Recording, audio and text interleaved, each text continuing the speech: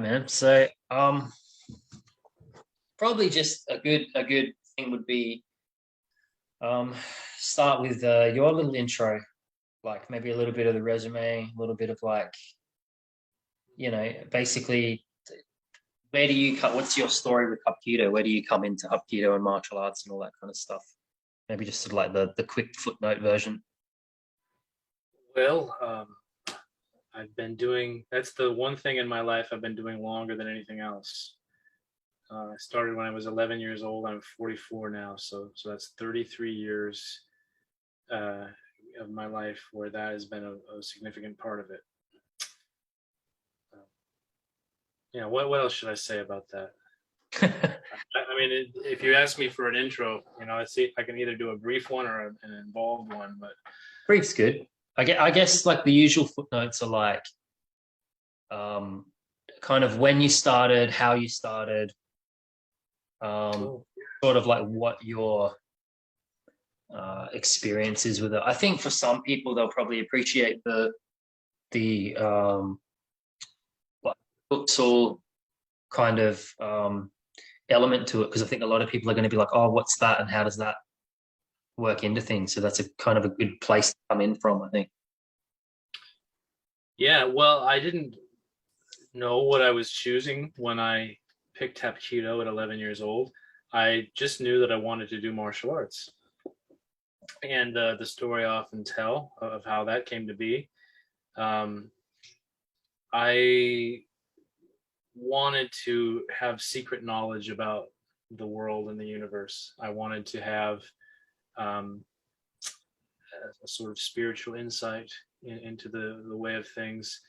And I had already been ruined for church because I was in the gifted programs where they had us all hopped up on science and they had us excited about going to space camp and all these kind of things. So there was even at 8 years old and 9 years old when you're in those programs that there's a kind of looking down the nose at church already that's already been imparted to children.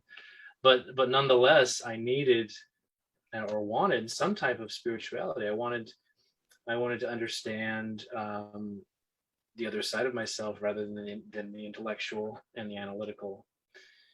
But as I said, already ruined for any type of spirituality, astrology. No, they even rehearse this. Like, remember, kids, astronomy, not astrology. So nothing like that was valid, except in the early 1980s for martial arts. And in all the media and all the movies and TV shows, even the children's programming, martial arts was allowed to be mysterious. It was allowed to be esoteric without anybody intervening and preaching to dismiss it. And I think that's because it was foreign and exotic.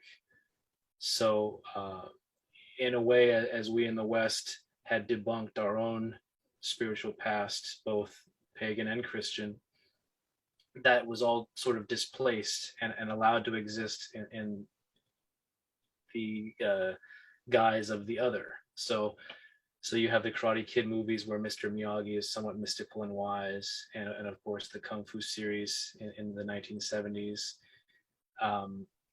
And so, still being young, I gravitated toward that. I was really enamored with martial arts for that reason, and also I was athletic and and really rambunctious and wanted to kick around and spend energy. So it was a natural fit.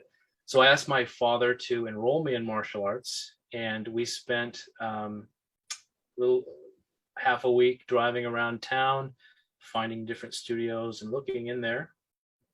And even in 1989, martial arts had already been commercialized. It had already been, they already sold it down the river to where you get a black belt for your free trial class, like already you congratulations, you are now a ninja warrior, and for only $29.95 you can be. Yeah, so imagine the 1989 version of that. So, but the prototype of that was already in place. One of the first places I had my dad take me to was the Fred Villari's Kung Fu School next to the Hot Skates, which is a skateboarding shop. And I went in there, and what do they have? They had Ninja Turtle posters on the wall. The place was immaculate. The guy comes out to greet me, and he's in a pressed gi. You can almost see the creases on it, freshly steamed, you know. And he says, "Pleased to meet you, young man," and shakes my hand so officiously. And okay, all right. Oh, you got the nunchucks on the wall. Yeah, it looks like they've never been used, but okay. And that was pretty much the world, or that was pretty much what was mostly on offer in Orange County in 1989. And of course, the Fred Villari School was the precursor to the USSD school, which is now like synonymous with cynical franchise McDojos. So that was the original version of that. So even at, what was I, 11 years old, I was not completely comfortable with that. I wasn't really excited about joining that place. But as it happens, the last place that my father and I looked was behind our apartment across the train tracks.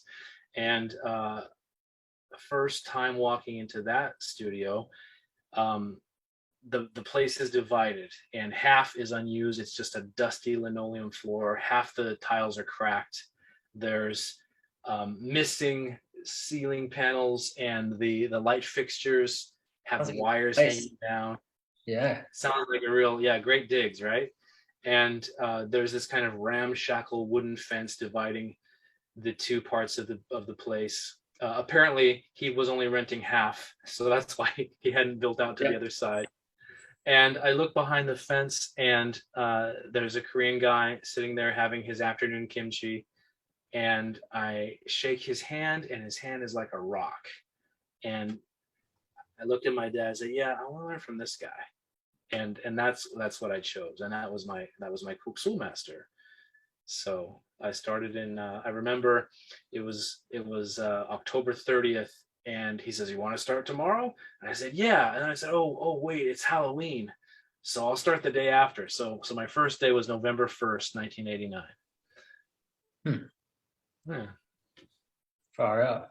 So I would have been like 3. Like that. Yeah. Hardcore, man. So then that was pretty much your main, like that was your main thing. Oh yeah, really it's my only thing. I went away to college, and while I was away to college, I did some, everybody did a little bit of Brazilian Jiu-Jitsu just because you have to know how to fight them, you know. So I did a little bit of that. I was interested in wushu. So actually my master had to close his studio in about 1999. So I did a little bit of wushu after that, and I've done Tai Chi all along too, but Tai Chi is not quite the same type of training. So, but yeah, no, Kuksul Hapkido has been my art. It's the only one I have rank in. So, yeah. And the nice thing about that is that Hapkido is so broad and diverse that really all the other martial arts I've done are really just extracurriculars. They're augmentations of what's already in Hapkido. It's like if you want to do a more focused study of soft fluid, you do Tai Chi, or if you want to do a really focused study, you'll do a little Iaido, you know. But we already have the swordsmanship, we already have the ground fighting, you know. It's all there. It's just how much, if you do something outside, it's just augmenting what's already in your Hapkido. So you never have a need to like leave too far from home. It's always constellated around your central nexus of knowledge. Yeah, I find most of the guys over the years, they dabble and they come back.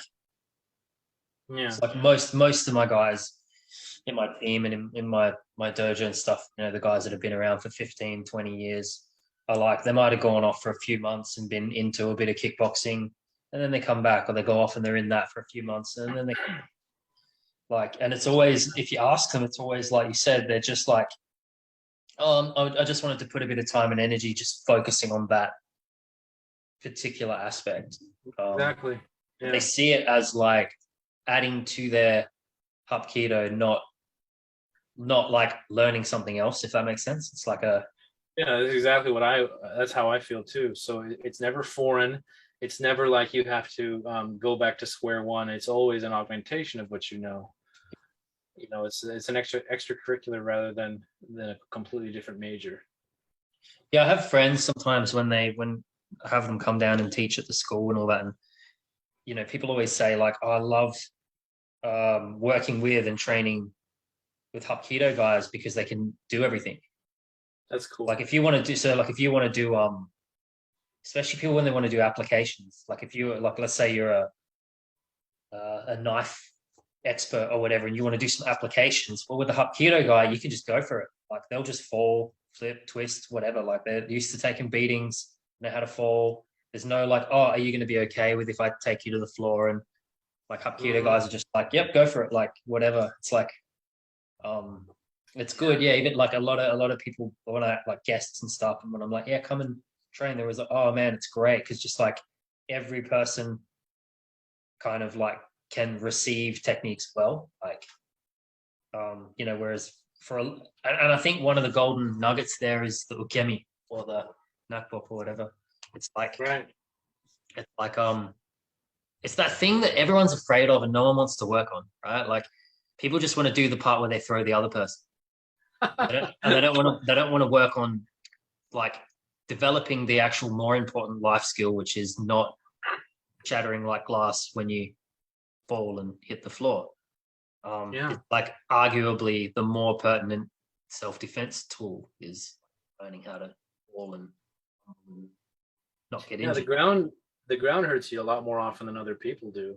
Oh, 100%. And you're more likely if you're not me and you're a more rational human being, you're less likely to be attacked by, a clan of That's ninjas, what I mean. Yeah. yeah, than you are to fall off a ladder or Yeah. um, just trip over or whatever. So it's like it's a crucial skill, but it's like the thing in the 20 years I've been doing it, it's the thing I find most people recoil from and most people quit because of like I've had a lot of people over the years um when they get to the point where they have to do the rolling or the um contend with like some of the bigger breakfalls, some of the more flipping breakfalls and that they just quit.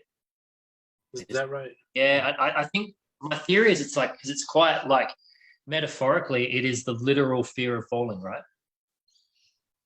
So people have to contend with their like their quite literal fear of falling, and it's that weird combination of like you have to surrender to it, and like so you have to like like you can't be all you have to kind of like, well, I'm getting thrown, and you have to kind of surrender to it, and then just trust your technique and kind of trust yourself. And I think for a lot of people, they just go no, they just can't. They just I make them wait for that. Maybe it's actually by my master's design. At white belt, we might teach them the basic forward roll, the huijun, but an aerial knockbub where they catch air and then smack the ground. I don't even make them do until the fourth gyup, so that they are so invested by then, and maybe they're less deterred by then. okay. Of course, it makes it hard to for the people practicing with them to actually execute their techniques early on, but a lot of techniques they don't really have to catch air. That's kind of showy. That if you do a technique, someone will crumple more often than they're going to Yeah. jump in the air. In reality, that's more of what happens is people just Right. stand there and you hear loud crunches and things, and Mm-hmm. they just stand there looking at their hand, going like They there do was like no. Yeah, why don't you go to where it doesn't hurt? Why yeah, would you just stand yeah, there? yeah, I yeah. don't understand that, but yeah, you see people do that. Like I've played around with some MMA guys sometimes, and I catch them and then lock up their hand, and they don't go, and then they're hurting, and like, what are you doing, bro? Well, go down. You won't hurt if you go down. You Yeah, it's a know? weird thing, but I kind of keep it the structure of like my teacher was really really old school, so I guess the mentality was like you don't get to do anything else until you can do that. So for example, Oh, like the mm-hmm, like yeah. I struggle to forward roll.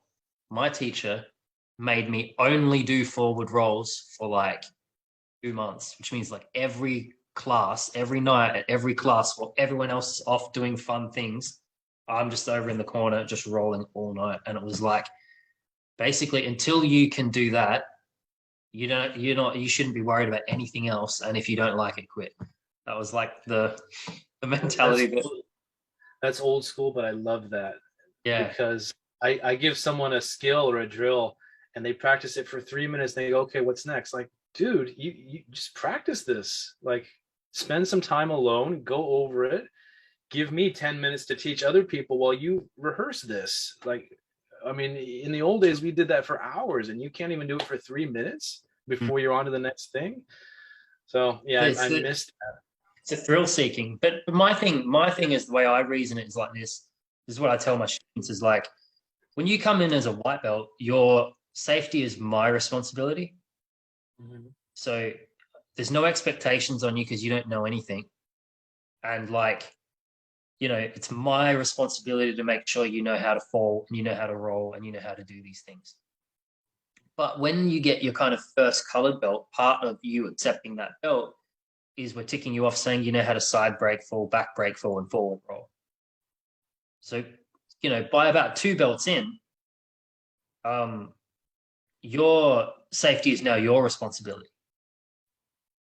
So people are going to throw you, and it's now your job. Like, and that's part of what that belt means. So if you're not up to that, then don't wear it.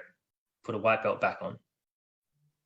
But basically, that's sort of how I reason it. It's like in the beginning, you're my responsibility to make sure that you're safe. But once you grade, it's you now. It's like now you've been taught break falls. You've been trained on rolls and falls. We've ticked you off that you know how to do them. So now it's your job to do your job and protect yourself. And like people No, are going to that's throw fair. you. That's Um, fair. so I like kind of staggering in this accountability of like I treat people's belts in my dojo like a license, and it's like a two-way street. It's not just like a check me out. I'm now this grade. It's like no, when you're wearing that, you're saying that you're going to operate at that level. It's reasonable. Yeah. No different I'm from just me glad when to hear that. I'm glad to hear that people are taking you up on that and not balking at it. yeah, it's interesting. I'm collecting. I guess I'm collecting people that kind of I guess that's what they want. Like it's what they're looking for. It's a slower process. Like I don't play the game of like massive acquisition. I'm not trying to get 500 people coming in through the school every week. I'm more interested in not wasting time with free trials and like I don't even really have a sales pitch. My sales pitch is basically like you'll probably quit. It's really hard. Um, it takes ages, and you'll probably never use it. That's honestly, Yeah. that's So my, honestly. so my point is like, yeah, like, That whole thing about you'll never use it, that's true. So I often tell them that, you know, it's nice to have self-defense skills, but do you really spend hours and hours of weeks of your life and days and years just for that one or maybe two times in your life when if you're a practical, sane guy, you may have to use self-defense at one time? Or is there really something else that you're getting out of all this training that you're devoting yourself to? mhm. Because if you really only care about those one or two times that you may have to fight, you're better off carrying some type of weapon, pepper spray, or even a sidearm of some kind. But what keeps you devoted to practicing this ancient skill for weeks and years at a time has to be something else. And the answer that I hope they arrive at, that I kind of steer them to Socratically, is that everything we do to learn to fight in the abstract is to learn to contend, to learn to trust yourself and know what you're capable of in every situation in life that challenges or threatens you, be it addiction or sorrow or loss or any type of challenge, any type of new experience or obstacle that threatens you. Because a lot of people live life afraid, not necessarily of other people or of true to life combat situations, but of their own potential and of their own comfort zone, Mm. challenge comfort zone. So the way of martial arts is about finding a way to come to terms with what we all face, which is that life is a struggle, that mortality is assured, and how we deal with all that. So to get the most out of life, that's why we follow this way. It's to learn to make all the struggles and challenges of life as graceful as a throw, Mm-hmm. that you don't bog down with, that you can just handle with grace and aplomb. I agree. I think it's like, if life is the opponent, and Right. we're talking in the greater sense, and we're talking about self-defense, we often refer to that as like self-defense from the self. So That's um brilliant. the external um battles are overwhelmingly the easier ones. And Mhm. so it's sort of like you use the physical and the external as a means to reach the internal. And it's the Yeah. interesting part of it all is the more you tinker with the internal, the less relevant the external becomes. So an example of that would be, I train really hard under pressure physically, and it teaches me the self-control to be able to defend myself from my own temper.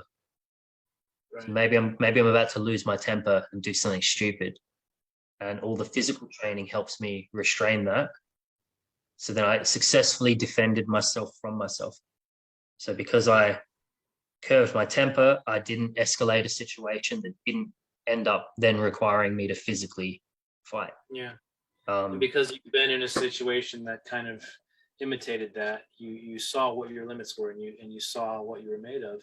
yeah, And but not even that. I reckon it's like not even that. I think it's deeper. I think it's just learning about yourself under pain, under pressure. that's what I'm saying. Yeah, Yeah, that by having been there, you've explored yourself to know what's what and how's where, so that like we when sometimes refer to the dojo as the forge. Like it's just where yeah, you melt people down and you pound them out, and it's sort of like, yeah, you're taking that all that raw material and all that crap that we all walk around with, especially in the early stages of any kind of self-development or transformation process, where we're a big bag of crap, and we basically just melt it down and pound it out, and that's why there's a lot of heat and there's a lot of pressure, and it's the same metaphor for the same process. It's like you it's not a theoretical thing. Like you can't just read a book and go, oh, I'm enlightened. Like it's unfortunately, whether you like it or not, a lot of pounding has to take place. It's got to be a lot of sweat on the mat, a lot of twisting and screaming and enduring, and it's that cultivates that ability to push through adversity and find things about yourself. You don't find them without going to those places. It has to that's challenge. really, You know, I have having like, it's like I always tell people, it's like, if you break down in tears in the dojo, it's not a bad thing or a failure. Like I would argue that if you haven't at least done that once in your journey, like you've got a lot of stones unturned. Like there's a lot of uncovered ground that you haven't explored. If you haven't been frustrated or pushed to that point where you've just become a bit emotionally unhinged, that's like, well, then why not? Like there's room there for you to keep finding those boundaries. that's right. Yeah. So And the I more always tell them like, don't you, don't don't feel embarrassed. Like that's good. That means you took yourself there.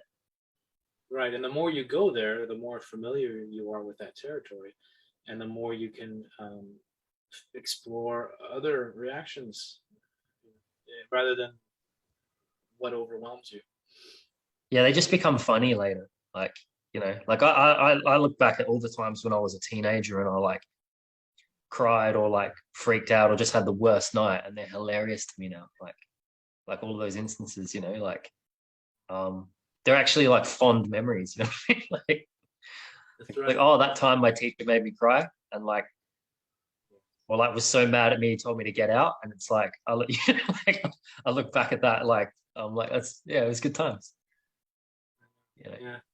it's where all the good stuff happens, is like in those moments. Like, as you would probably know, we were just talking the other night about this, of like as the years tick by in your training, it's the nights like that and in the instances like that and those moments that you remember the most, uh, where the most good things happen. And so you look back at them fondly, and you've got Yeah.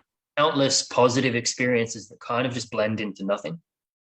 If that Hmm. makes sense. Yeah. So it's like, you'll remember like, oh, there was a big turning point when that thing happened and I broke down in tears. And there was another big turning point and this thing when I remember being in brutal pain and wanting to quit. And, Right. they stand out. But the Yeah. And that hundreds of and that's evenings that were cruisy, you don't even really and remember. that's because the whole thing is about changing your relationship to pain or adversity, as the case may be. That Mm. after so many experiences like that, you see so plainly that pain and adversity are what changes you and brings the next stages for you. So when you're confronted with those things, you don't suffer as much from them because you know what they lead to. So I think it's a balancing act. I think it's a bit like, pumping weights. There's a sweet spot where you're getting that good tear it's under right. strain, and then it's growing back stronger. Because the other side of that is just like dropping 500 kilos on a human being and crushing them into a paste. It's sort of Yeah, like we of course there's a balance, but that would be the equivalent of making your very first time trial student just do knock club all night from all your other students. They I would just any just headbutt pavers or something like that, like yeah. just holding bricks and bah, bah, like Yeah, what, you can't handle this? Well, then we can't handle it too. So it's tempting, as tempting as it would be. Um, you'd yeah, certainly but like you'd certainly separate the boys from the men doing that. But yeah, trim the fat, so to speak. Yeah, the good old days, hey? definitely the middle ground. Yeah. The other thing too is like, you know, in the older eras, there wasn't so much in the way of like insurance and things like that. And I think like a lot of things, there's this duality of good and bad. Like there are a lot of things that we evolve on from with good intentions, but I think sometimes we lose some good things as we move on. Like, um, like things come into place because they're designed to protect. Like for example, school teachers not being allowed to smack kids. Mm, Comes into play because obviously some school teachers were just randomly beating the shit out of kids. of course, yeah. And so the intent is like, well, we don't want them doing that, but it's like, um, then we've taken it to a point where we've like completely taken away all of their respect and power and ability to even do their job anymore. And Yeah, so what do we lose when we go so far, when the pendulum goes so far the other direction? And I think a right. lot of that sort of happened was like there used to be a bit more that you'd get away with that was legitimately and reasonable for toughening people up. That nowadays you'd be flirting Yeah, with and things like that. What I'm getting is it's really not that crazy stuff. But it's just that sort of by the measurements of today, you'd be putting yeah. yourself at a lot of risk for lawsuits and things like that. And a really good analogy for that in medicine is what they call the hygiene hypothesis, where in the past they didn't have the same knowledge about infection and bacteria, and children in particular, just played as they were going to, and they got dirt on their knees, and they ate dirt, and when parents became more aware of how disease was caused, they cracked down and kept their children from doing all that type of play. But the Mhm. result of that was that children started developing asthma. And they developed asthma because they weren't exercising their immune systems. Their immune systems weren't exposed to all those pathogens and being toughened up. So they were left in this state that anything would set them off. And that's why you have this glut of children in the 70s and 80s who all had inhalers because they weren't being exposed to what their parents and grandparents had been exposed to. So in a way, by taking the child out of danger or out of microscopic threats to their health, they had made their health worse. And that's pretty interesting when you apply that to martial arts, that by avoiding the type of strict discipline and difficult training, that you get a result that people are weaker than, so they're not actually protected at all. So it's kind of a great Taoist concept that when you take yin too much, that yang gets weak. Yeah. So. And I think it, and like I said, I'm not a lunatic, contrary to popular belief. I believe there is a rational like middle ground there that I just think we're miles from it. Like in 2022, I think that we're really far away from that nice center point. I think there's a lot more room to be a lot heavier with a lot of stuff that, and it was cool. Like when I was living in Japan, it's like going back in time. Like they're not so sanitized like that. Like most of the places that I went, night one, they're just floorboards, and I'm just shoulder high throws. I'm just getting pounded on the floorboards, and ask the local people, even teenagers at high school, they're doing that, and like they're doing judo on floorboards. And then if you ask them about it, they're like, it's martial arts. Yeah. Their attitude is like, what do you expect? Like, it's martial arts. It's meant to be like sprains and you get hurt, and like the idea of like trying to get money out of someone for like spraining your ankle while you were sparring or something like that is just so foreign to them that they're like, that doesn't make sense to me. Like I'm doing martial arts. Of course, there's going to be injuries, but it's like here, it's just like it's hard sometimes with people of like trying to connect them to like, what is it that we're trying to do here? Like one of the points I'm always trying to make to people is that, fundamentally martial arts is trying to train you to be a warrior with a warrior's mentality. And by definition, warriors are not safe. Like, do you know what I mean? Like they don't live in the world of like caution and like, all tucked away and hidden. It's like about risk. It's about like action and risk and like not, kind of like, and like bravery. Pushing boundaries too. Yeah. Right. So those things can't coexist. So my point is like, sort of have to pick one. And if you want to play the game where you want to be the safe, secure, afraid pragmatist, great, but then don't call yourself a warrior. Mm-hmm. Like they're not, you they're can't pretty much mutually exclusive.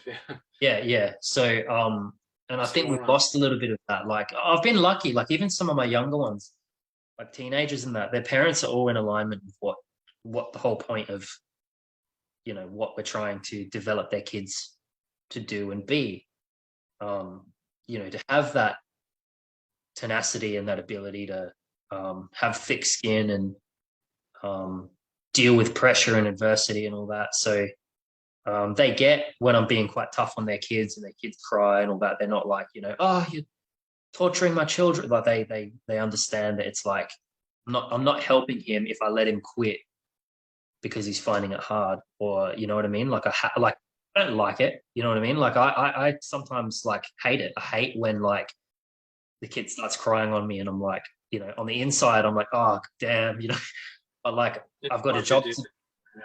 You're like, if I really care about this kid, I've got to finish the lesson and he's got to finish learning the lesson. And it's like, we're both suffering to get this thing done. You know what I mean? Like I'd love to just like, no, it's hard take to it easy in that role though. It's hard to force the kid to do that when he's... they don't get that. They don't get that. It's like, I want to just go, oh, you poor thing, and hug it out, but it's not going to help him. If I do. So I've got to like, I've got to dig in and just be like, well, if he dies, he dies. Yeah, you just gotta wad up your own emotions and like, excuse me, you have a problem? Yeah, so exactly. It's not easy to do that though. No, so and I think some parents get that, like they're grateful that you're doing that for them.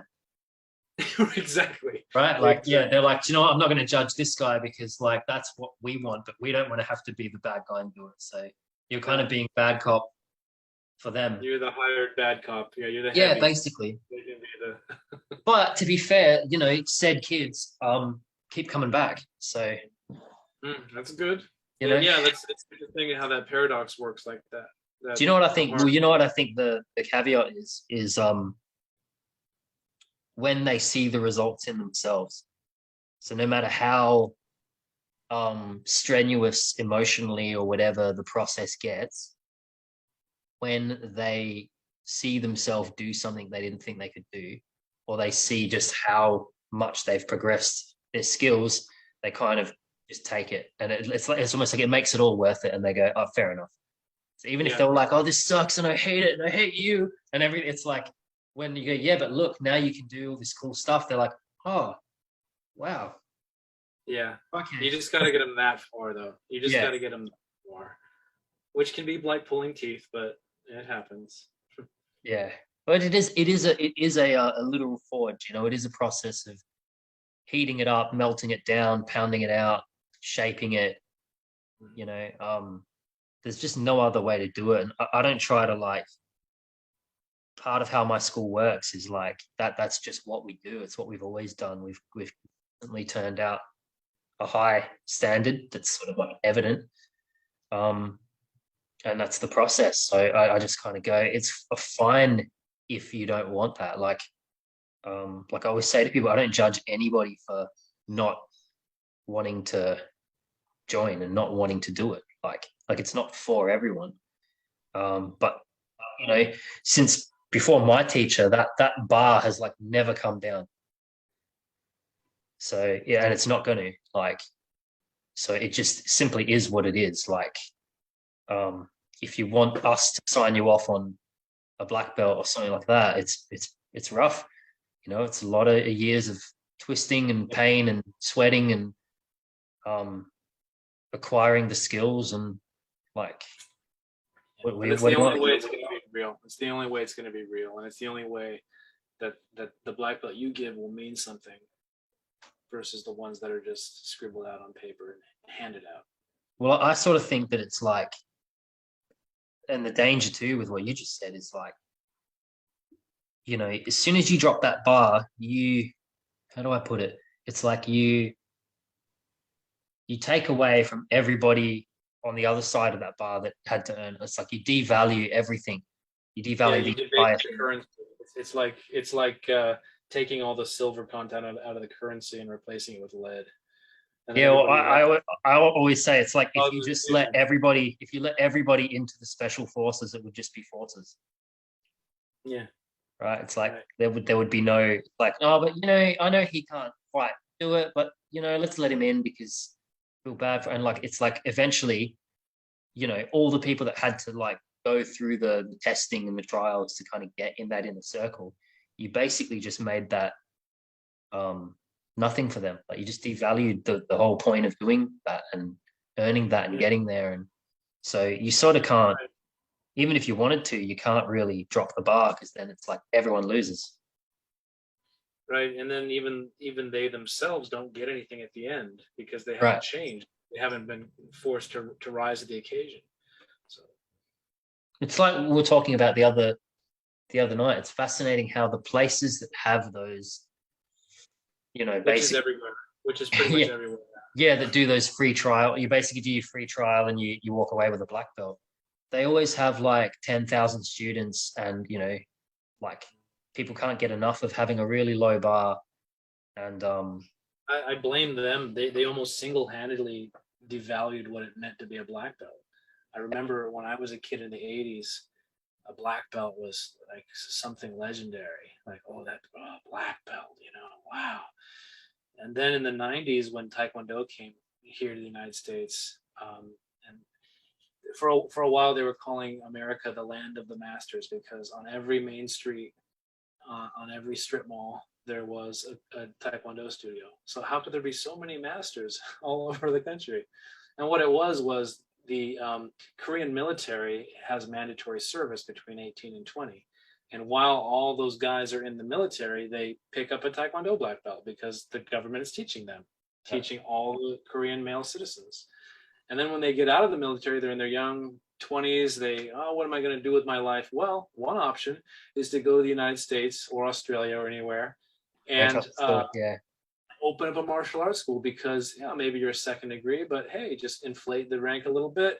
Or maybe you even got fourth degree, which isn't that big a deal in Taekwondo. And but America, especially in the 90s, you were a bona fide Oriental exotic master, and you're teaching this art that was really just the equivalent of a PE program for Yeah. the country. And then you're giving out black belts to 6-year-olds, and as those 6-year-olds accumulate and saturate the population, a black belt comes to mean less and less. So, and that's for all martial arts. They ruined it for all martial arts.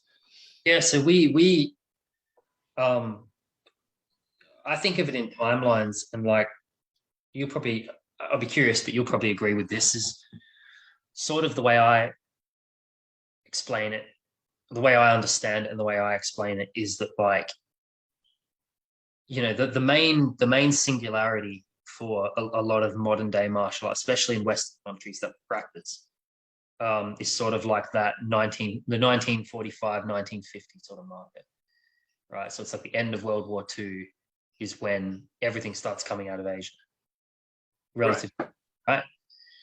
So, that first wave spilling out of Asia is just after the war.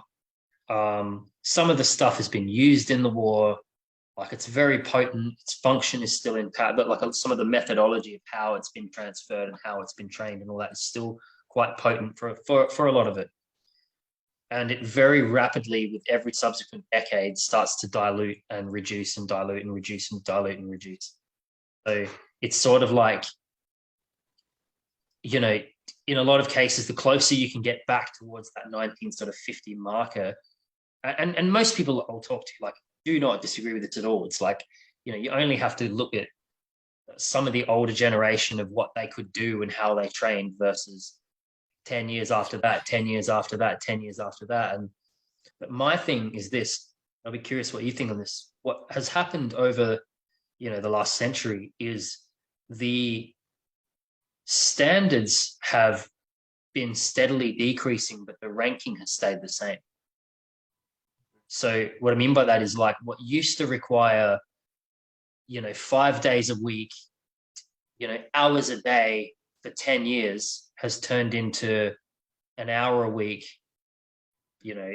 have a mild sweat, mild discomfort for 18 months, but somehow they're both the rank of that same. And you're like, how does that work? Like, especially in the skill sets that come from, like, the Aikido Jiu-Jitsu and that sort of stuff. Like, these skills were passed down through a warrior class, and that was your profession, that was your trade. Some of you were born into it. So in Japan, they usually used to start your samurai training, so to speak. It started about 6 years old.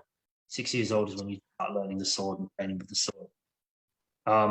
And most apprenticeships in Japan, especially classical apprenticeships, just to contextualize what I'm saying, are generally 10-year apprenticeship, right? And that's, you live with the master. So you're an uchideshi. Normally it's like, like if you're learning to be a sushi chef, you basically live and serve your teacher for a good 10 years. You're like 24/7 sushi is your life. You're learning to cut, never. That's before you're a qualified sushi chef. That's like 10 years of that. What happened is, by around the sort of 1980s, and probably even a bit earlier than that, is that turned into, like, 6 months of spending 30 minutes a week with a sushi chef, and yeah. And then sort of, 6 months later, he's like, well, I'm a master sushi maker now. And you're like, how did that work? Like 80% of the skill sets and the mastery, like, it wasn't acquired. You didn't even touch it. Like, I've had this thing when I've talked to Grandmaster Scott Yates and Grandmaster Chris Garland and stuff. Like, you know, this is sort of always my point. I don't like how people are just so willing to throw around the word master because, like, you know, are you really thinking about what that means? What that word really it means? Like, there's no room for more. Like, you've mastered. Like means flawless. Like you've mastered it. Like it's like I agree with you that it is thrown around way too much, just like in the example of Taekwondo I was given. But you were mentioning the apprenticeship model, and in that sense, a master was just someone who had graduated the apprenticeship program, apprenticeship, journeyman, master. So they have everything that they could get by tutoring, and then they're embarking on the rest of their life, which is to put all that mastery into well practice. that So so I was going to say that 10-year apprenticeship would be the equivalent of um let's say that would be like your um but somewhere between like your Shodan first degree black belt and your third degree black belt. Like you just completed the initial parts, and then yeah, now you start working on mastery, and that would be like your fifth, well, sixth, seventh. in So martial arts, yeah. yeah, so it would be like 10 years for you to be a qualified uh, sushi chef, for example, but you're not a master. Now you start mastering the craft. So now, like, does that make sense? It's like, you know, the 10 years gives you the skills, but it's like, okay, now your job is kind of like now you're a craftsman. Now your job is to work on being a master craftsman.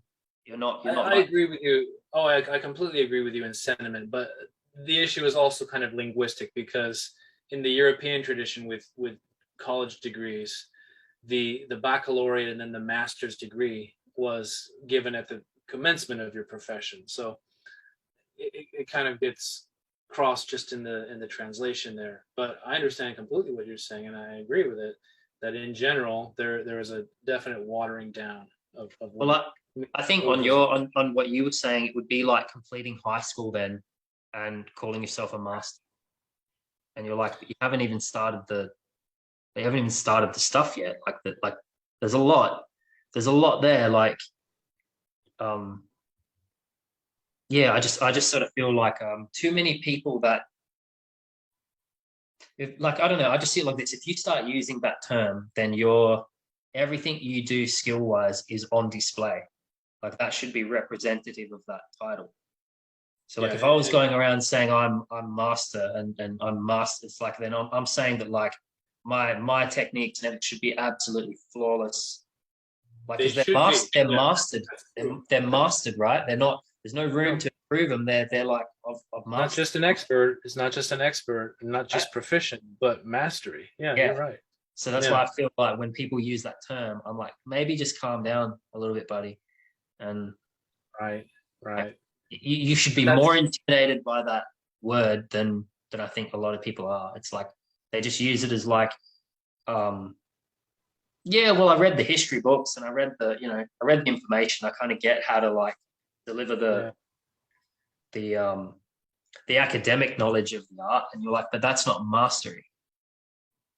Like, It's a general thing across all society, though. Like even in universities, grade point averages are inflated. The amount of A's they give out now is so much higher than it was 20 years ago, 30 years ago.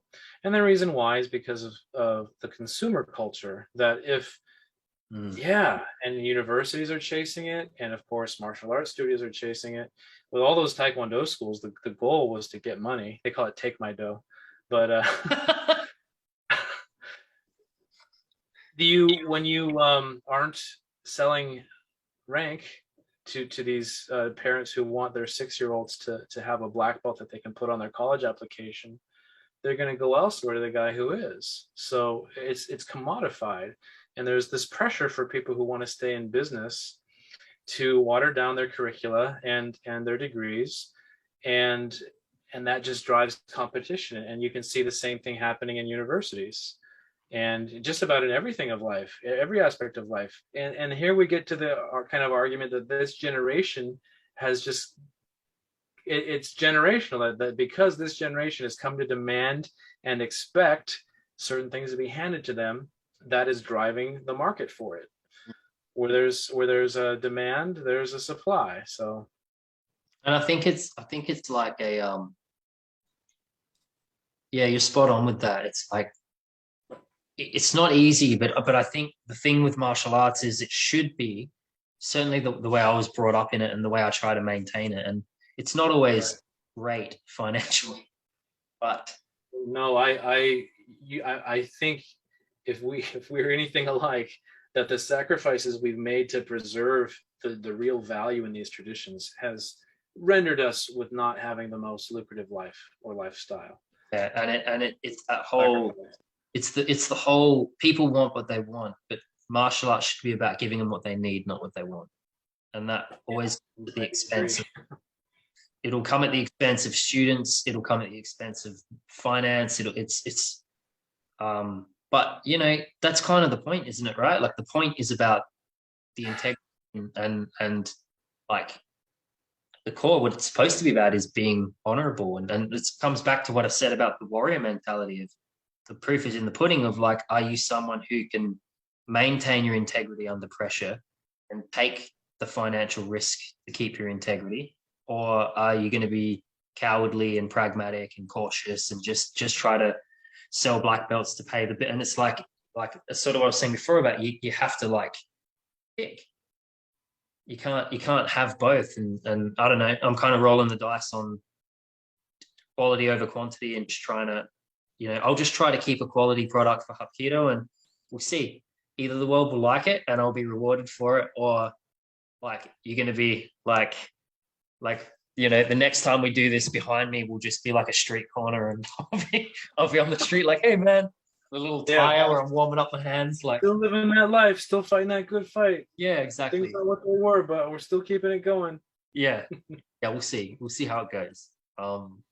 But I wanna believe in people. I want to believe that like, you know, I Feels think good, sometimes right? people just need inspiration. Like one of the Yeah, things I learned when I was working pretty heavy environments is that like as we know, like cowardice and fear is contagious, right? Like once it spreads like wildfire once it sort of takes root in people. bad morale. Yeah, But if you know fear is contagious, then so too is bravery. So I've seen it, and like I've been on the receiving end of it, and I've also done it. And what I mean by that is like in an emergency situation when you know it's like really high pressure, shit's hit the fan, people are like frozen in like holy shit, what are we doing? It just takes one person to step forward, and people go oh, and they go, and it yeah, like yeah, empowers everybody. And I think that's a forgotten thing with leadership of like um sometimes people just need to be led. Like it's like easy to paint people with a brush and go, oh, they're all like this, so they're all wimps, or they're all. Sometimes they just need that fire lit under them. They just need the inspiration, and they just need someone to like guys, come over here and check this out, and they go, oh, yep, and they like yeah. Well, kind of like whichever yeah which whichever is one why you're you and I giving have them. a market at all. Yeah, Which is why you and I have a market of any students at all, because there are those few who do seek that and do appreciate what we're teaching. And really, I think we're keeping it going for them. well, yeah, right. I mean, it's for the sake. I treat it as it's for the sake of the thing. Like I was really fortunate, and it's why my team is so devoted and loyal to the cause. It's like we were really spoiled with like you know, my teacher was hardcore, and you know, we got this really beautiful gift in like, you know, little old Adelaide, South Australia. We got a pretty tiny population compared to the world, and we just had this random world class, you know, human library of skills and knowledge dropped in our local neighborhood. Um, Yeah, that basically raised us all. You know, like there's a good 7 or 8 of us that would all be either behind bars or God knows what if we hadn't fallen into Hapkido in our teens.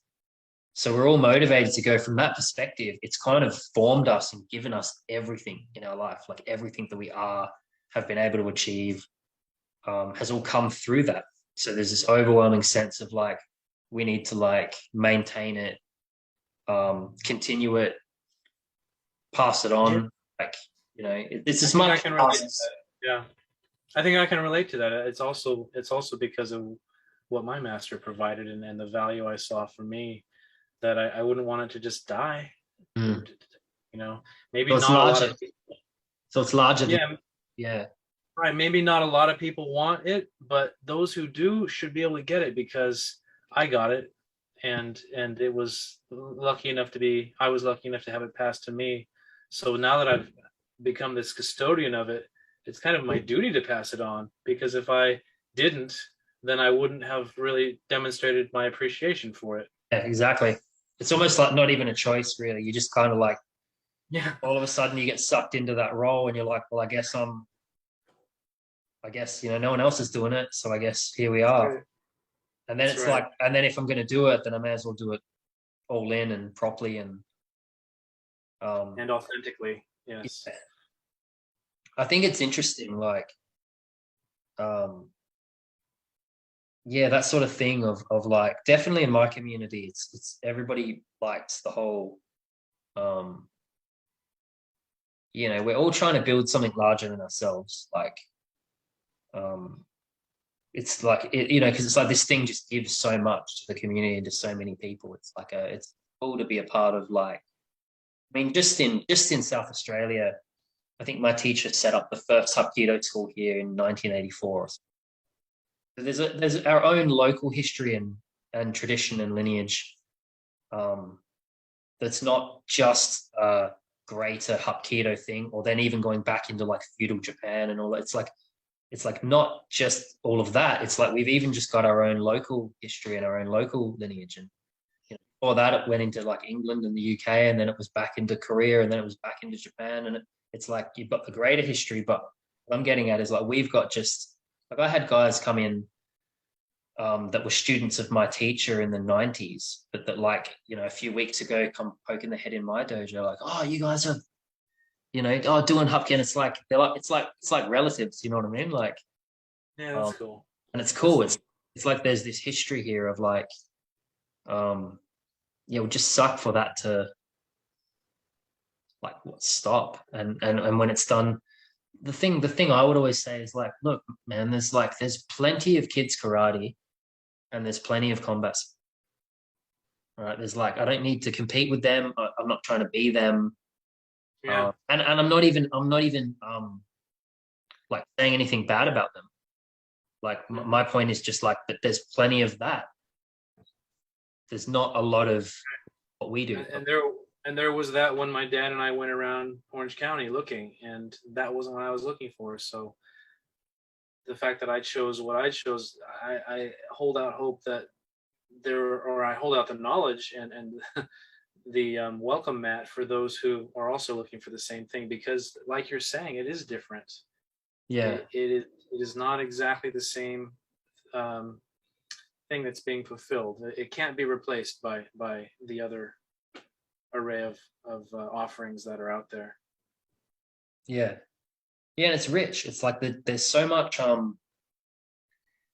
I think Hapkido is so underrated, and I don't say that um with a bias, like because I started with Hapkido, because like I've traveled internationally and I've studied with like amazing people all over the world, and I've been exposed to a lot of different things, and I've been in real violence, conflict of kumite and things like that. I'm not naive, and I'm very well educated on like all the different ins and outs of combat sport to violence and all that kind of stuff. And I've just found, generally speaking, Hapkido to just sort of be on a different level. Um, and it's not to say all Hapkido is created equal. There's plenty of Hapkido schools out there you could walk into and just open hand slap everybody unconscious, and they couldn't do. Like, let's be honest, there's plenty of that. So I'm not trying to say that it's like just by virtue of the fact that it's Hapkido, it's superior to all else, and blah, blah, blah. Because obviously, anything humans interact with, there's a scale, there's a spectrum, right? It's like there's some Hapkido that's absolutely mind blowing, and some Hapkido that's like it's generous to call it Hapkido. Yeah, and there's Hapkido that's succumbing to the same trends in society that we're talking about Right. for everything else. Right. I think one of those trends is the propensity in what we said about people wanting what they want and just giving people what they want. And one of those things is sport. It's like What? sport is quantifiable. It makes money. People like the adulation of winning trophies and beating another person and being ranked and all that kind of stuff. And so there's always going to be the pressure to just sport, right? And just and sport to kind of cater to that and keep on it. And so many martial arts have gone down that path where it's really funny how we live in a world today where when most people say martial art, they mean sport, and by that definition, 90% of what's around isn't remotely martial. Like on any level, there's no self-defense application, there's no weaponry, there's no tactics or strategy or just any general situational awareness or threat assessment or looking at like intentional deliberate injury from a combative standpoint. It's purely dueling to win like games and like point structures and all that. But what's fascinating to me isn't that. It's that has sort of hijacked the term martial arts. So yeah, you know what I mean? Like I mean, if you talk to like 99% of your average Joe, if you start a conversation, you talk about martial arts and you probe at what they mean when they say it and their definition, it'll be essentially sport. It's where you stand with the other guy and you do the thing and then you win the point and you're the winner, right? And it's like that's most people's comprehension of it. Whereas I didn't begin there, and I probably so I won't end up there, but like that's never what it was for me. And then it's not how my teacher taught it. And I was really fortunate because, like I said, my teacher came from like real world conflict and combat zones and executive protection and bodyguarding and I should add, prior to all that, in his local parts of England, like he was a boxing champion, and then he was a taekwondo champion. So like he knew fighting very well, and he used to do all sorts of like, debt collecting. He was in the merchant navy, which in the 1950s was a real cutthroat. They were basically pirates, you know what I mean? It was like it was really like that. It was like people murdered each other on the ships at sea, and it wasn't like the Royal Navy. It was real. Right. The British merchant navy was heavy. So he came from that, and then he studied in Japan. He was part of the first wave of Hapkido students when it reached the UK. He was like part of the first wave of students for the Taekwondo, for the Hapkido. Like, so he was old school trained. And so the way it was passed on to us, it wasn't passed on like, oh, it's a fighting style and it's all about having a fight and beating another guy in a duel or a competition. It was like always attached to the greater sense of violence and as a whole.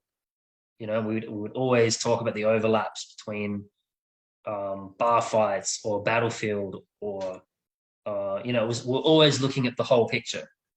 Yeah, and if he was a boxing and taekwondo champ, then it was plain to him how these were different. Yeah.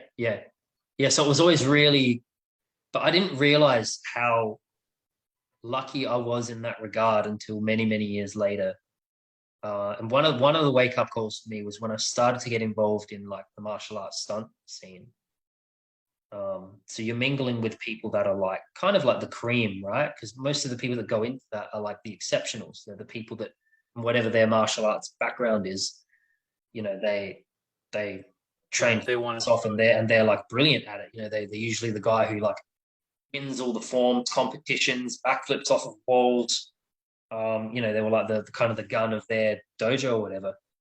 And the thing I found with these guys was like, oh, it just felt like everybody was like the Disney on Ice version. Yeah, Like yeah, I'm trying to. It's hard to articulate without sounding like I'm paying anyone out. But it was really like oh, you guys really just only understand like kicking and punching. Like a real novel rudimentary understanding of like violence in the greater sense. Like it was just like, yeah, I did the dance routine and I got the black belt and now I'm really athletic and I can flip and I'm put my leg up here and I'm flex. But there's such a like PG good level way to under put it. Yeah, yeah, it was such a PG level understanding of like combative skill that I started to really understand it. Like, oh wow, my education was really like a whole other thing. it's very Um, different. Yeah, and then when I went into security, and I just happened to trip, fall, and be in like really a really brutal environment at a really interesting time. It was just kind of like a perfect storm of things. Um, just so much of what my teacher did just fit, like it just fit, and it was just this perfect thing. It was like, oh, this makes total sense. Like, all the stuff that I've never been able to use in sparring, or when I spar mm, my friends who are kickboxers, and it's like it's just there's that.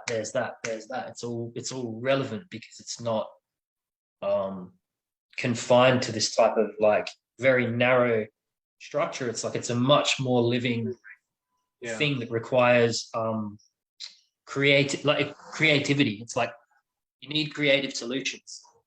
I think my theory currently is something like um, if in life in general, if the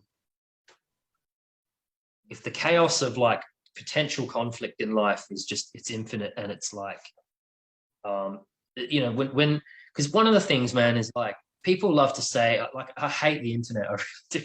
I hate the debates and the just the stupid arguments. And one of the ones that people who a lot of the time come from traditional martial arts but really don't understand anything try to argue with combat sport is about like, oh, there's no rules in the street. And what most people think that means is it's like, oh, so we're just having a fight, but like I can hit you in the balls. And it's like, no, that's still not understanding what it means. What no rules means is there's no frame. There's no rules as even what this is. Like, when did it start? Are we yeah, fighting yet? Has it started? How does it feel? yeah, Like, yeah. who's involved? Like there's no actual frame to this thing. It's just complete chaos. Like, just violence in chaos. Parameters, no parameters. Right? Yeah, It's like you're trying to half of it is trying to make sense of what the hell is actually going on, and then like, what are you even going to do with that? And so it makes sense that the way the ancients solved this problem was they were like, well, if you master principles that allow you to spontaneously create, you can address the problems as they interchange and as they shift and as they arise. So rather than just specializing in, well, when you stand there and I stand here, you throw your jab and I slip the jab and then I hit, it's like mhm. we have no idea that we're going to get into a position where you and me are here and that's all we're going to do and we're going to agree to do this. It's like there's just so much going on. So you take a principle like a Sankhya or a Kotegaeshi, and it's like, I might need to get you out of a car, for example, so I can grab and boom, pull you out the car. I might need to put you on the floor. I might need to take a weapon out of your hand. I might need to just snap your arm off. So the principle, depending on what I need to do with it, the principle, well, it lets me like create what I need to do that at any given moment. Um, and it seems like that is the only logical solution to that environment because like you can't superimpose what you would like nature to be onto nature. Like it is what it is. And so the thing is, um you don't ever really get to just fight or just special, or you know what I mean, just do the thing that you want to do because you feel more comfortable in that thing. Yeah. So you've either got to like uh, you have to let the environment be the teacher and let the environment dictate what you can do. And it makes sense that like when you're in this um, infinitely changing environment of infinite possibilities, the solution to that would be that you've got this kind of malleable um, raw material that you can create to facilitate whatever the objective is and whatever you need to do. And then part of how that works, and keep in mind this is just my current understanding of what I think I'm looking at with a lot of the classical martial arts from this sort of family, um, is you want what I call mechanical alignment. So mechanical alignment is like, the same way that I'm going to disarm you is the same way I'm going to use a weapon, is the same way that I'm going to deal with you empty hand. So that, once again, as any of these problems interchangeably arise, the theory is I should seamlessly deal with it, and it should all be integrated. So, even if in this process of a fight it goes from me thinking that it's empty-handed, beginning to address it as empty-hand, a weapon comes into play. So I take the weapon, you try to take the weapon back off me, so I retain the weapon, and then I use the weapon, and then maybe I lose the weapon and I'm back to empty hand, and it's all a seamless transition. And it's because like all of that is one thing. Like that's all inseparable from the problem. The problem is that, just the fact that all of that is a possibility makes it a problem. The same way that in MMA, even if two guys are standing here just throwing punches at each other, the risk of a takedown still means you have to be behaving as though that takedown is imminent or that takedown is a possibility. You still need to be accounting for that. What a lot of people understand is that like disarm, weapon use, weapon retention, empty hand fighting, they're not separate things, and they're not all like separated. In some cases, like you might not even sight the weapon and realize that it's in play, or you have like a millisecond to like react to it. So the answer isn't like, oh, I kickbox and then I just learned that one weapon technique and then cool, I'm covered for weapons. How are you going to keep the weapon? What are you going to do when you pick up the weapon? Because sometimes people will go, oh, weapon on weapon training is stupid. When am I ever going to walk around with a sword and that kind of thing? And it's like, you're missing the point. The point is to understand whole dimensions of the thing.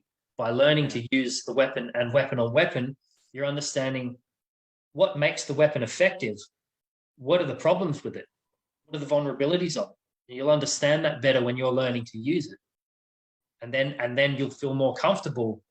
Like, good luck using a weapon you've never touched or held before in your entire life. Like, if you've never held a weapon, what are the chances when you take that off of someone that you'll use it effectively? And then there's just holding the freaking thing. So, one of the things we do in my school that I try to drill into people early on is these things are really freaking hard to hold on to. When you see a lot of explosive disarm and some of the stuff we do, sometimes people think that it's bullshit or it's like magic. And I'm like, no, like holding on to things is brutally hard. It's actually really easy to strip weapons out of people's hands. Like you take a blunt, like an impact weapon. I had a friend who's like a bodybuilder, and to prove the point, just had him hold it as hard as he freaking can in his hand, and literally just grab the hand with one hand and just snap and it just pops out. Like it may as well be a stick of butter, and it just pops out every time. And then the students are always a bit like freaked out by it. And I'm like, it's really not like, this is designed to use tools. It's not a clamp. It doesn't just seal off. And add adrenaline and impact. So, like you've got the thing you're holding, and as it's impacting, you can see my hand. It's like, it's, flexing around in the hand. If you're not familiar with how to control a weapon, the first thing you learn when you do weapon on weapon training is how freaking hard it is to hold on to, especially when you start putting real pepper in your strikes. You do stick fighting, and as soon as you start speeding them up, you can feel them like, oh, I'm going to lose them. So, and then make impact with something, and half the time you hit them and it's gone. This is why in the UK there was a terror, and the terrorists they taped the blades to their hands Hmm. because they were trained and they knew that with adrenaline it was likely stab its thorn. Like, Interesting. Very so interesting. Yeah. it's a mistake for people. It's ignorance when people think like, oh, that wouldn't work, or like, oh, that guy would never let go of the weapon. I guarantee you, let go of the weapon. It's not like, just smashing somebody in and around the nerves here as hard as you can will usually open the. Yeah. And if you don't believe me, test it. Have a friend, come at you with a rubber blade as hard as you can, bash them on, and watch what happens. You'll probably break their arm. Um, like if you don't believe me, like test it for yourself. It's really freaking hard to hold on to. But but I'm back to my point. The problem is that people always look at these things as a deconstruction. They want to start from the place of one-on-one unarmed duel plus this little bit, plus this little bit. They don't understand, like in the greater martial context, like empty hand one-on-one is like, it's just one tiny dimension of a much bigger picture. And the problem that martial art is trying to face is that as one whole thing. So the solution that we're looking at is a very different thing. So when you try to take that and apply it to this really specialized thing and go, oh, see, it doesn't stand up to boxing in a boxing ring and blah, blah, blah. It's like, because it's not trying to do that. It's not for that environment. It's trying to give you a template for how to deal with what does it look like when all the parameters and controls are removed. You have to deal with infinite possibility. What are you going to do? And I can promise you the answer isn't, well, boxing, and I'll just learn a wrist lock and that'll cover me. You were telling me that when you were in that high threat environment, you had teammates who were trained in those type of sport martial arts, and they were tough guys. Oh yeah, dude, everyone could scrap. They were always coming out with injuries, or they were always maybe catching shots here and there. Whereas you, with the skill set that Hapkido gave you, you were coming out of these things unscathed. So the first point is like in the era when I was bouncing and when I got put out there, it was like everyone could scrap, and like that was the prerequisite. You had to be, that's how you got the job. You were a tough dude who knew how to get into it and scrap. So like everyone was tough. Everyone could throw a punch. Everyone could take a punch. But for a lot of people, that's where the kind of skill set, the sophistication of the skill set kind of ends there. And so it was always the realm of like, most of the guys, now it's the opposite, right? But 10 years ago, now? Yeah, 10 years ago, it was like 90% of the security and the bouncers and that were all proficient in a combat sport or a martial art, tough dudes, knew how to like, get into it, scrap and brawl. At least in the one-on-one duel. Yeah, scenario. but nowadays, someone who's capable is like one dude sprinkled through like 100 useless people who, it's like the it's hard to explain. That's a story for another day. So they're less proficient now. The ratio shifted because it became more about insurance and just like people in shirts. So the age of when it was like, the thing is too, the problem, especially with the street violence, was around 2010.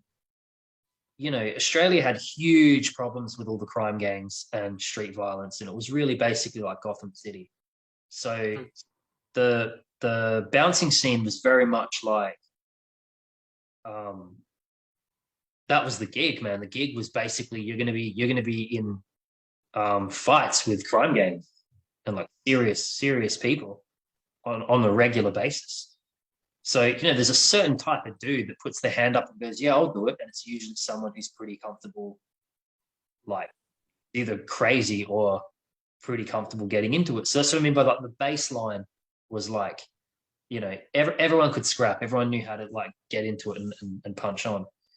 But the thing that would always be, and I can tell you this because to put into perspective, the ratio of altercation, just in 1 year, if you say like a physical fight where shots are being thrown, teeth are getting smashed out and people are leaving in ambulances. At one point, I was probably involved in like I'll be generous and just say 10 a night over a Friday and Saturday night. So quantify that over a year. I'm terrible at math, but that's just 1 year, and that'll give you like an idea of um, how many altercations I've been a part of and been involved in. And and remember, I did the job in total for 10 years. So um, if I say like in the hundreds to thousands of like fights and altercations and things, I don't like to say fights because like that's hard to define where exactly that. So I just say like conflicts and altercations because that can go from like a bush to somebody just getting stabbed in the back of the head to just all out brawls, and it's hard to go like. So that's something for another day. But the term street fight, I really hate. Yeah. I don't believe it's a real thing and that it exists. So when people go, "Yeah, street fighter," I'm at street fighter. I'm like, what does that even mean? Does that mean Right. what, you just randomly cheap shot people in the street? Is that like, So, Yeah. but the point was, so I don't digress too much. Mm-hmm. With the combat sport people, it's always the same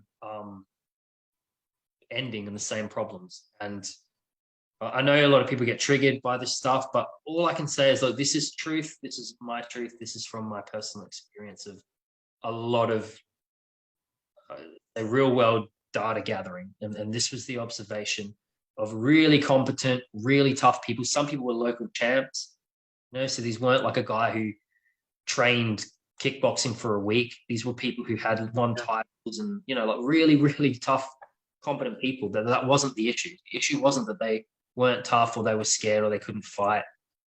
Mm-hmm. For the most part, it was the lack of situational awareness, right? So they usually just tunnel vision, lock onto one person. The grapplers would hold onto a dude and they'd get dragged to the floor and smashed. And, the more fighting types would always just pull guards. When they're under pressure, they'd sit. But when a dude's got a plank of wood that he's bashing your head in with, this isn't really a good, or a piece of glass, this all of a sudden is a useless defense. It's not. It's not meant to do that. You have to be more proactive. That's why the classical arts, there's no dead hand or static hand in classical. They're both active and always doing stuff because they understood that. The same way that in classical arts, you don't ever see closed fist punches above the neckline. Anything going from the clavicle up is open hand because you can just do way more productive things. You can do way more damage with way less effort. Things can go in eyes, fish hooks, throats, grabbing ears and pulling them off, grabbing hair. It's like, palms.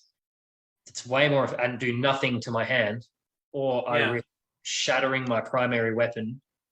It's like punching a bowling ball up here. Yeah, a bowling ball with bits of glass sticking out of it, and I can risk breaking my primary weapon on the first shot of potentially having to deal with 4 people, and I break my primary weapon on the first shot. It's just like not. There's better things to do than that, and that might piss some people off, but like, even Buzz Rutten said that. Like when he was a bouncer, he's like, I just use palms. Like it's bare knuckle. He's like, I'll never punch to the head. So it's like this is sort of a common knowledge in that trade craft of like, throwing absolute bombs is great in the world of gloves, but like, dude, the human body is, basically like bits of concrete and solid bits everywhere. It's like it's all misshapen. Even just take the head, for example, the contours of it's not flush. It's not like hitting a mucky water. Yeah, there's like always some little part that's going to emphasize one knuckle or the other, and then when that one is individually threatened or individually pressurized, it breaks. So the usual thing that would happen is, with the team, we would go into big brawl, especially at Henley Beach was like brawls, man. Like big brawl, lots of people involved. It's going everywhere. Bottles are being thrown at you. You're constantly doing this. And, afterwards it would be, most of the guys would come out of it and, they'd taken a few shots and they'd eaten a few punches and they're a bit banged up. And it was because they would basically just be trying to like fight. They'd be trying to scrap. So it's like, all right, come on, mate, you and me, bang. All right. And it's just like and Yeah, it's like, right. and it's like, because it's not, I'm not bagging him out. I'm saying it's because when you add pressure, you'll do what you're trained to do, and you'll Right. do what you're comfortable doing. And if your system is you're used to, heaps of sparring, heaps of contact sparring sort of stuff, and you're like, well, what I do when I'm under pressure is I pull my guard when a dude's laying into me. What do you think you're going to do in a live environment? You're gonna do what's comfortable by habit. The problem is that in the matters of like criminal violence, you have to be way more proactive than that.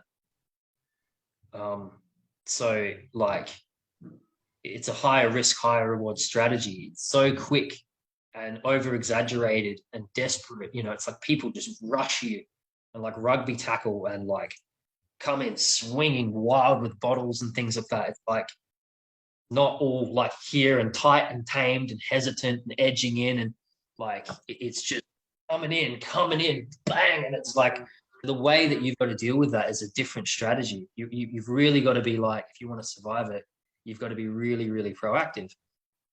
Enter, some of the Hapkido techniques make a lot of sense to me in regards to the limb control. So, and that's always fascinated me, because a lot of the limb control, it's the thing that,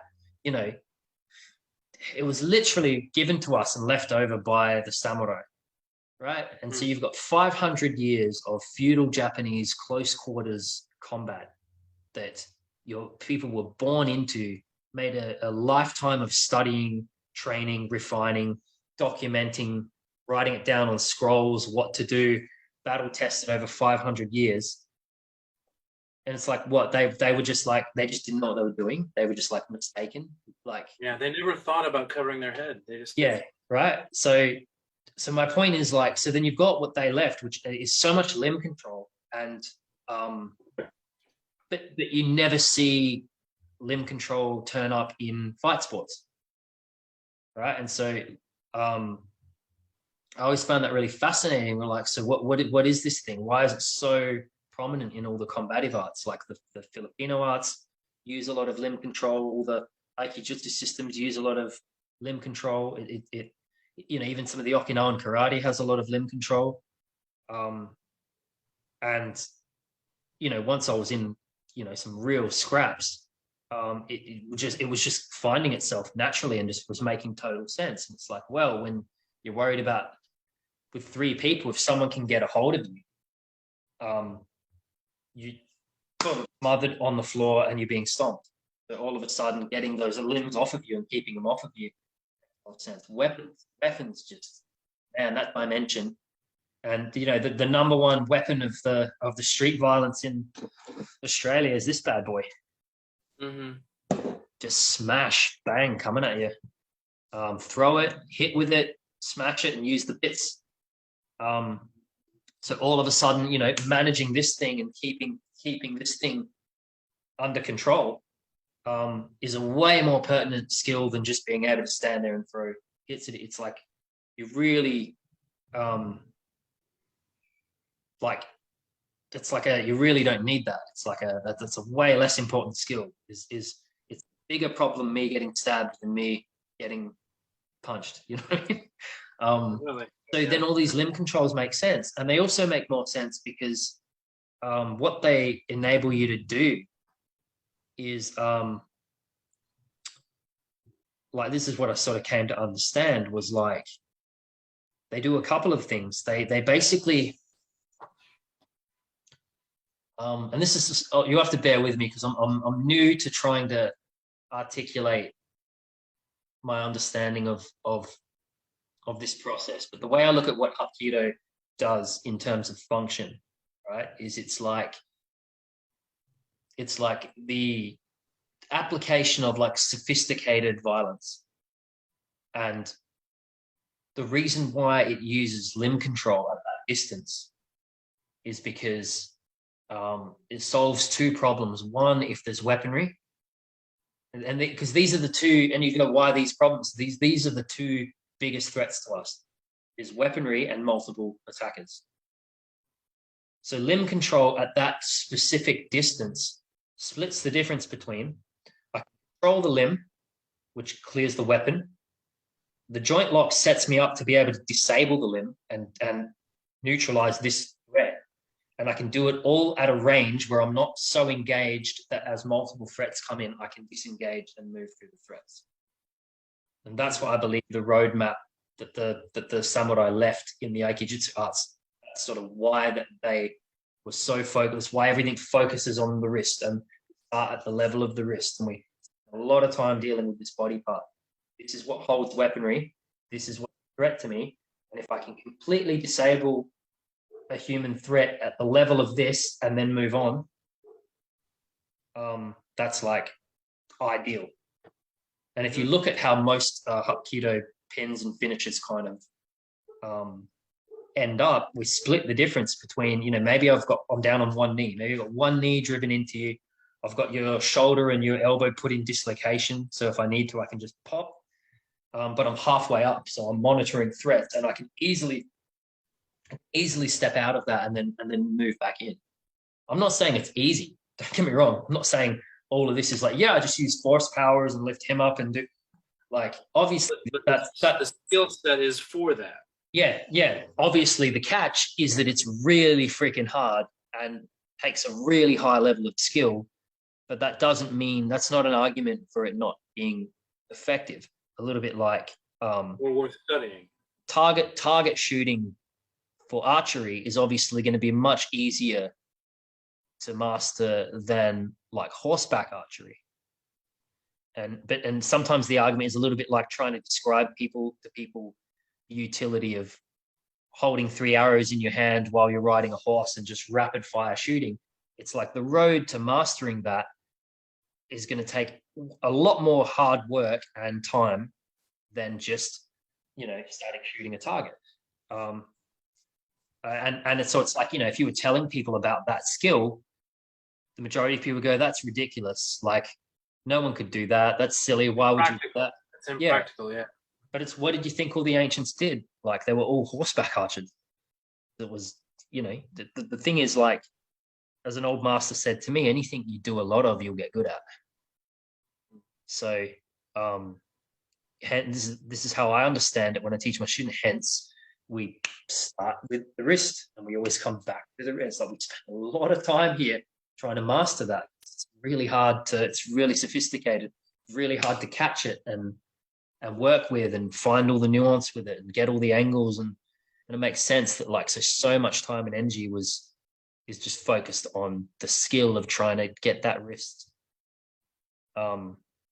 under control, because there's just so much that you can do with it in terms of disabling the person and having the ideal level of engagement. So that if you think of what I mean by, say, level of engagement, is you're at the right distance between I can inflict injury on you without having to get any more tangled up.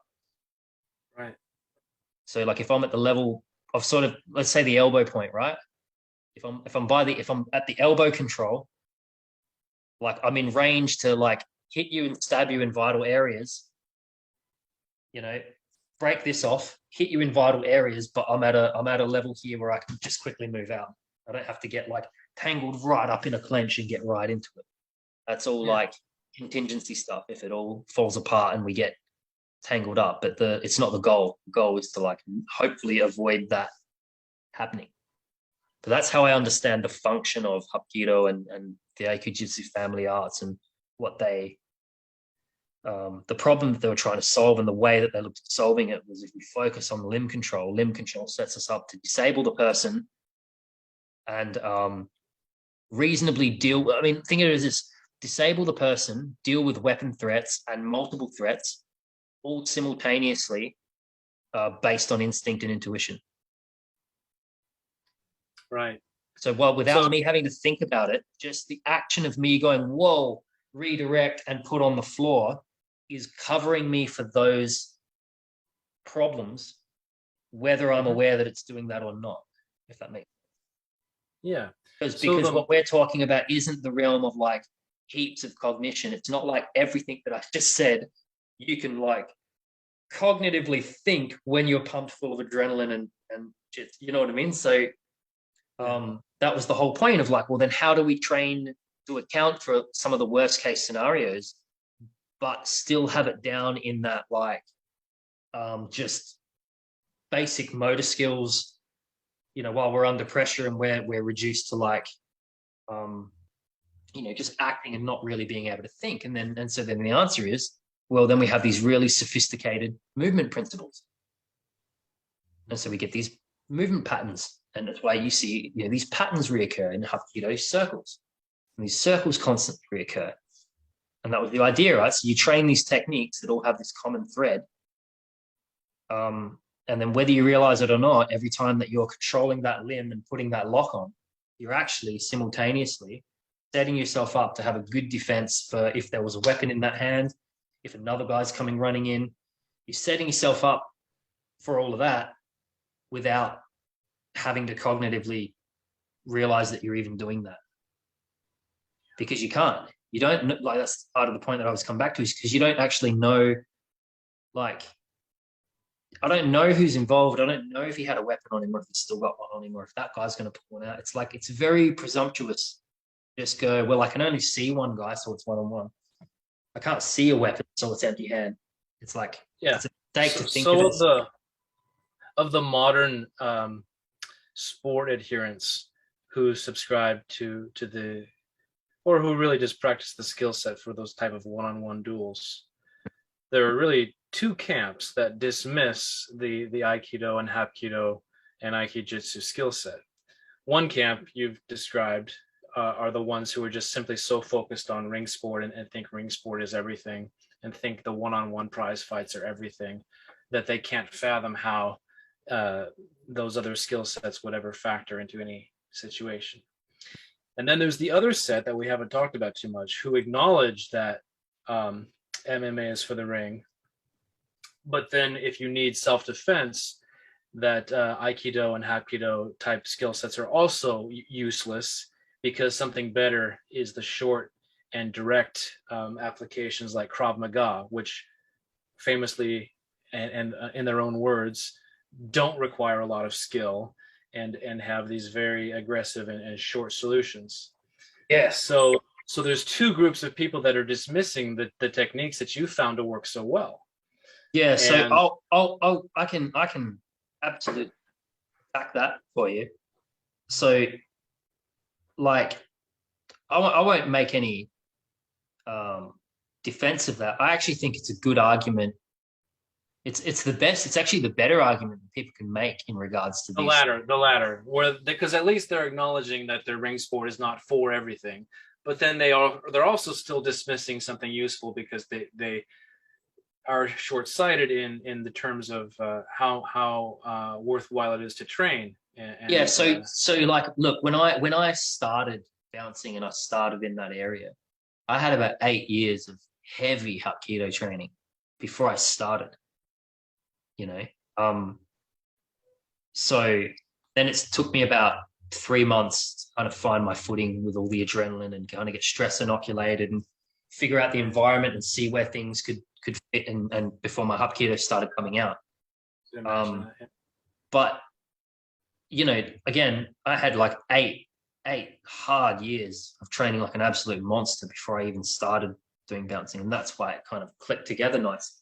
So I completely agree with the assessment that the skills are incredibly complex, sophisticated, and really hard and take a long time to master. But that's not an argument against their effectiveness.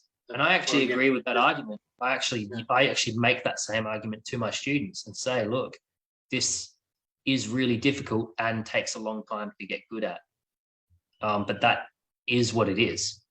So my argument is just that, but I believe that it is the most sophisticated way of doing that stuff. So with the acronym systems like your Krav and whatever little quick first aid course acronym system people try to reduce down, take out all the fine motor. My general experience is that easier to do is easier to counter and unravel. So if I teach you just whatever threat comes in, just cover up, block, grab them, knee them, throw them down.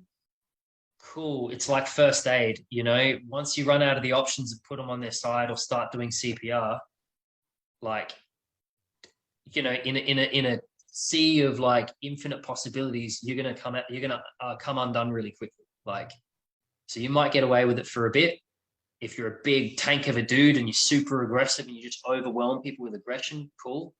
With just some base motor skills and you're just cavemanning shit. Yeah, absolutely, you'll get away with that. Like, but again, that's not an argument for the ineffectiveness of, if there's a sound argument that you could argue that it's not viable for me personally to do because I don't want to spend that much time trying to learn that level of sophistication with skill. That's a valid argument, and that's fine. I agree. I applaud that argument and go, yeah, cool. For me, if you've only got a few weeks or whatever, yeah, but like for me, because I love the art and I've already spent most of my life doing it. That isn't a concern for me. I'm more than happy to keep working on the sophistication of it. And again, like, so before I went into that environment, I had like 8 years of developing this sophisticated stuff. So it was about ripe, when I went in. But if I was a year in, 2 years in, 3 years in, 4 years in, I probably would have had a different experience with it. It might not have been developed enough to have that same effect for you. Correct. Yeah. So I don't disagree with the assessment that like, but that stuff's just like takes so long to get good at. I'm like, yeah, it absolutely does.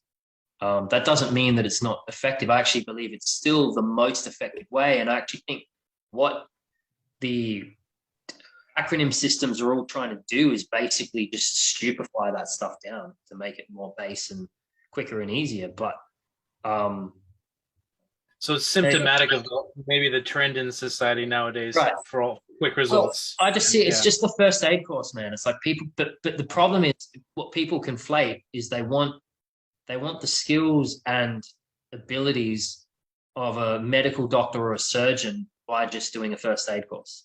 And, right. And the truth that the internet isn't ready to handle is you just can't. That answer just doesn't exist. Martial arts is really hard. It takes a really long time to master skills. And then especially, I mean, look at just how hard it is to outskill people in the controlled environments of combat sports. But when you start adding like infinite possibilities, there's no easy answers. And the reality is, if you want to be really good at that sort of stuff, you're looking at it the wrong way around. You shouldn't be looking for the quick first aid course. You should be taking your time and trying to build sophistication if you want to take it seriously. Like if you really want the result, right? Why would you settle for something? Yeah, right. And don't be confused too by like the tip of the spear. So like one of my close friends, teaches the FMA, and we always have this conversation about because they always get a lot of the flourishing stuff with the sticks. People, that stuff doesn't work. And what people don't understand is the stuff that you use that works better because of that stuff. So, what you might actually see me use when I'm working security and stuff like that is, I'm here, I'm talking, okay, man, chill out. And I might just do a quick short movement, right? And that might be all I use in a year these days. But the point is that worked for me because it's supported by the 20 years of everything else that I do with my Hapkido and all different practices that I do and understandings of timing and momentum and distance. Like, if I just extracted that technique and went, yeah, just grab, turn the wrist over and throw, it probably wouldn't work for you. If that makes sense. Like, it works for me because I know why it works, when it works, what can go wrong with it, what makes it work.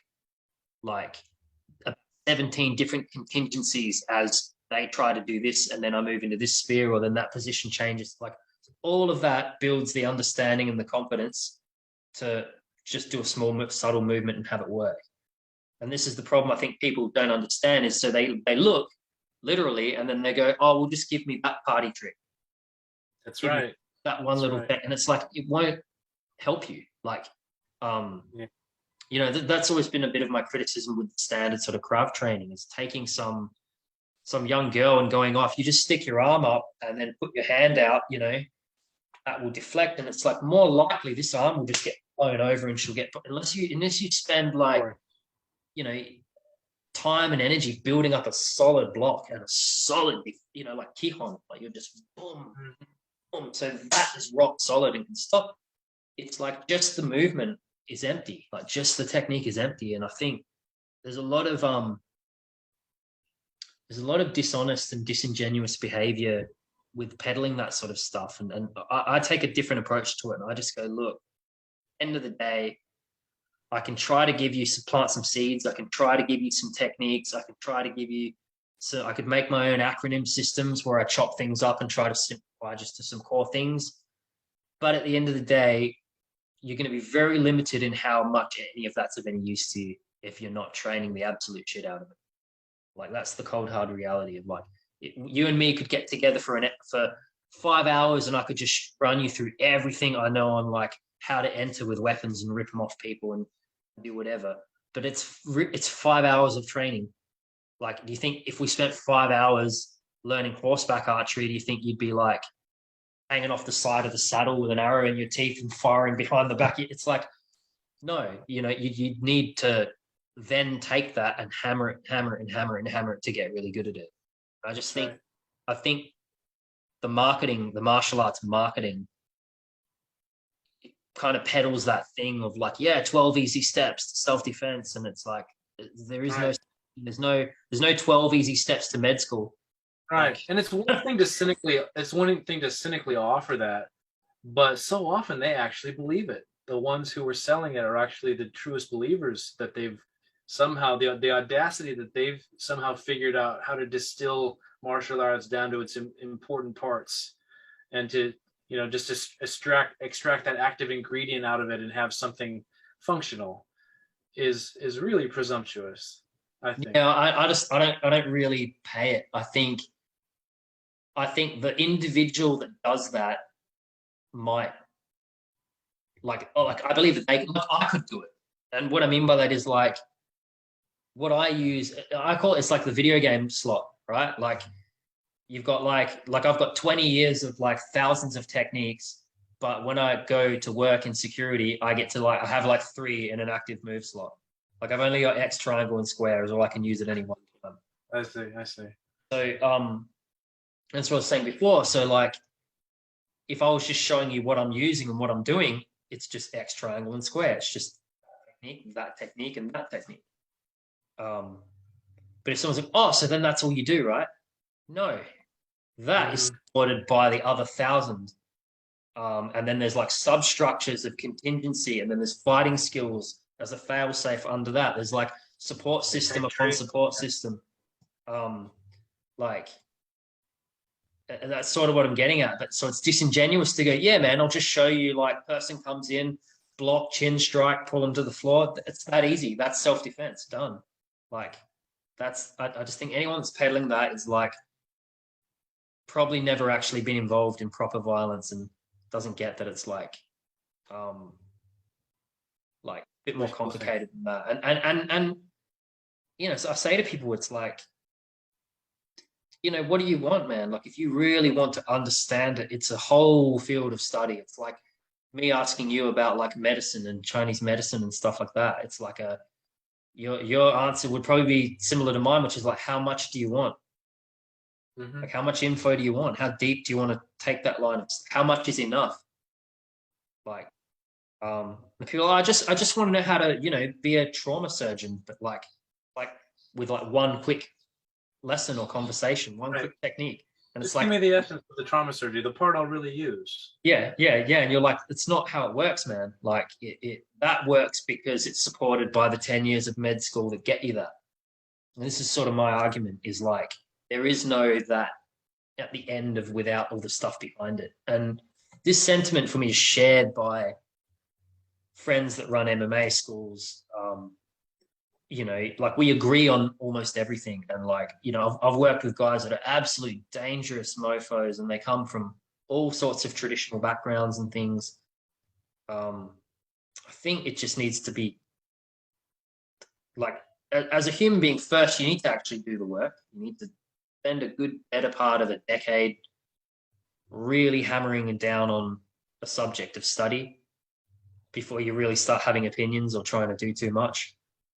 Um, and then you need to understand the like the subfields of it too. So it's like the area of violence and criminality and all that. It's a whole other area of thing that just like doing the cutter isn't teaching you about criminal psychology and predatory behavior and situational awareness. And it's like that's probably something you want to look into, and that's going to affect everything too. And it's like I was saying to you how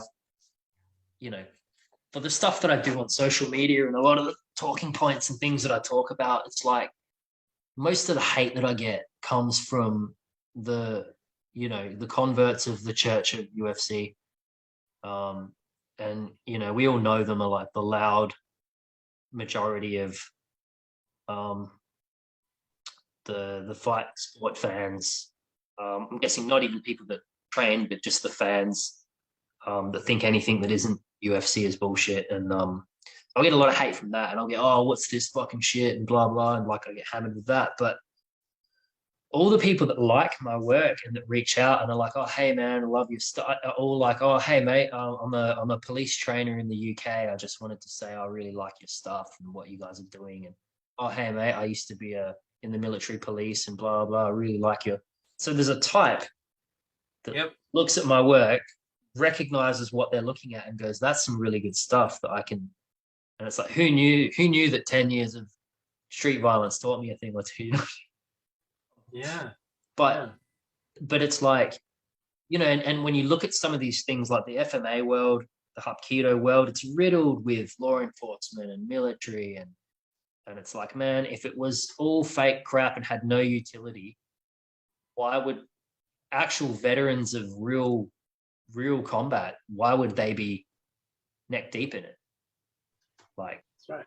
And maybe you're the one who needs to educate yourself, and this would be my point, is like, doing a single martial art or a fight sport and competing and winning a trophy, it doesn't qualify you to have opinions on professional fields and areas that you have no understanding, like like conflict resolution, arrest and detention and restraint, and criminal violence, and like any more than I'm qualified to go, Mike, you want to win the UFC, here's how you do it. Like, what do I know, man? I don't know how to cut weight, and like I don't know all the cage craft, and like I don't know anything about that. I know how to fight a bit, but like doesn't qualify me to have an opinion on like how you make it into the UFC and win the title. And like it's like the level of ego that you need to just assume that like because I like was a boxer, therefore I'm an authority on like all things martial, all things violent. It's like people need to chill out a little bit and just go like, I'm happy to draw a line through the combat sport world and go, I've grown up with fighters. A lot of my friends are fighters. I've sparred and helped people get ready for fight camps, and I've done kumite and things like that. But I still, I get off the train at a certain point and go, yeah, but I'm not like, I don't know. Do you know what I mean? I would never profess to my students, like, I can get you ready for the ring and I'm going to get you I might have a trick or two I can show you. And I know the basics of how to like, generally scrap and not get head kicked in. Like that's a different thing to having an opinion on like winning the UFC world title. And it's like, I'd like to see the same humility from the fight sport community afforded to the world of like self-defense and fight, because so much of what I see from people that seem like really intelligent, it's very ignorant, and I cringe. Things they say are so ignorant, and I just think, oh man, with a bit of education, you'd really be cringing at yourself right now at the things you're saying. They're like kind of stereotypically ignorant opinions and talking points that, and it's sad because I'll see it from people online who are like really articulate and intelligent in other areas, Yeah, right. And I'm Yeah, sure I just do the same thing, right? Like, on a bandwagon, a Kool-Aid thing. dude, I'm sure you could catch me out. I'm sure there's talking points that I talk about that I'm just absolutely shouldn't be. You know what I mean? Like, this area just happens to be my strong point. Like, this is the combination of cool martial arts and violence is like been my life's work, so I know it really well. But I mean, if you had me talking about a political issue, I'm sure I could get myself arrested or cancelled in 10 seconds. I could say Yeah, but something. at least you're self-aware. At least, having seen that in other people, you're watching for it in yourself. I It's try. Like, a I lot of the generally other just wait. I just wait to be caught out because I can bulldoze ahead with opinions, and I usually just wait for someone to kind of go, dude, that's so wrong. And then I'm like, oh, cool. All right. Like, you know. But yeah, that's sort of my point. Is like, um, I think I think the martial arts world needs to stop being a versus. You know, it doesn't have to be the church of MMA and UFC versus the street fighter versus the traditional, key power guy. Like, it should kind of be it should kind of be viewed as like fields of expertise and like different sides of the same coin. And Yeah, well, they because just have to appreciate our expertise, though, which they don't have the context to do. I think my theory is because I think because martial arts, you know, the word art, it's metaphoric and it's abstract, and it's like any artistic craft, it's always been the realm of the artist, and art by its definition is like about openness, expression, and creativity. And since the rise of the UFC making martial arts mainstream and to the masses, um, Or so they you know, think. but it's become the martial sport. And the thing Right. is, sport, by definition, is about like the simplifying and adhering to and the containment within a rule set. So, Right. and I don't mean there's no rules and all that. I just mean like thinking Mm. is about the opposite to being open. It's about being simplified and being contained within a structure. Um, Art is literally the breaking of rules, right? So so art is about the breaking of rules. Art is about the expression and openness. And so Well, um the limitlessness, yeah, the lack of confinement, right? yeah, so and a good point that I think some people don't understand conceptually is like if you take like any of the classical arts, right? Like the classical artistic physical disciplines, like you take ballet. A ballet is a really good example. And it's like, and you could make it a school program, and every kid in schools across all the world in ballet, and you'd probably still have like out of millions, you'd probably get like a few hundred uh good good ballet dancers that could make like a Russian theater troupe or something like that. In the same amount as you do now. Right. Like what I'm getting at is like the overwhelming majority of people that if they were to engage in ballet would probably suck at it and quit and not be any good at it, and would not just like it's not a sport. So the thing with those disciplines is there's a point where it's like you kind of either get it or you don't get it. But there's a certain amount of getting it. It's the same as music, right? Like do you play an instrument, or have you ever played an instrument? Oh, I'm an opera singer, and I play the piano. Yeah, I Really? play the Irish whistle. Yeah, I always keep a little Irish whistle on my desk here. That doesn't even surprise me. So like so that's a perfect example, right? Of like across the world, how many people love music, and then how many people do music in school, and out of them, how many of them are world-class musicians, right? So it's like it's the realm of like there's a niche. There's always been in the arts. There's always been a niche of people that get it. And here, like in Australia, we have NIDA, which is like the acting college that like Mel Gibson and all these famous people come out of. Um, And I guess I'm getting to a point that I think will make sense in a minute. But it's like, you know, out of all of the NIDA graduates, like 5 or 6 of them are like world class, world famous actors. But that doesn't mean that the methods and the training of the college are not, like, it doesn't mean the college is bullshit. That's what I'm getting at. So just because only a handful of people actually get it and master the thing and succeed at the Anymore might thing. get it. Yeah. Yeah, do you get what I mean? It's like, so it'd be like saying, if we put ballet in all the schools and the majority of people sucked at it, it's like going, oh, ballet is bullshit. Ballet doesn't work. And my argument is like, no, it's just the realm of the niche. Like, just engaging with it doesn't automatically mean that you're going to get it. You know, this, I've known people, and it's a cruel thing to say, but I've known people that have done martial arts for years and they suck. They're like, they just suck, man. Most people suck. Like, most people are going to quit inside a year.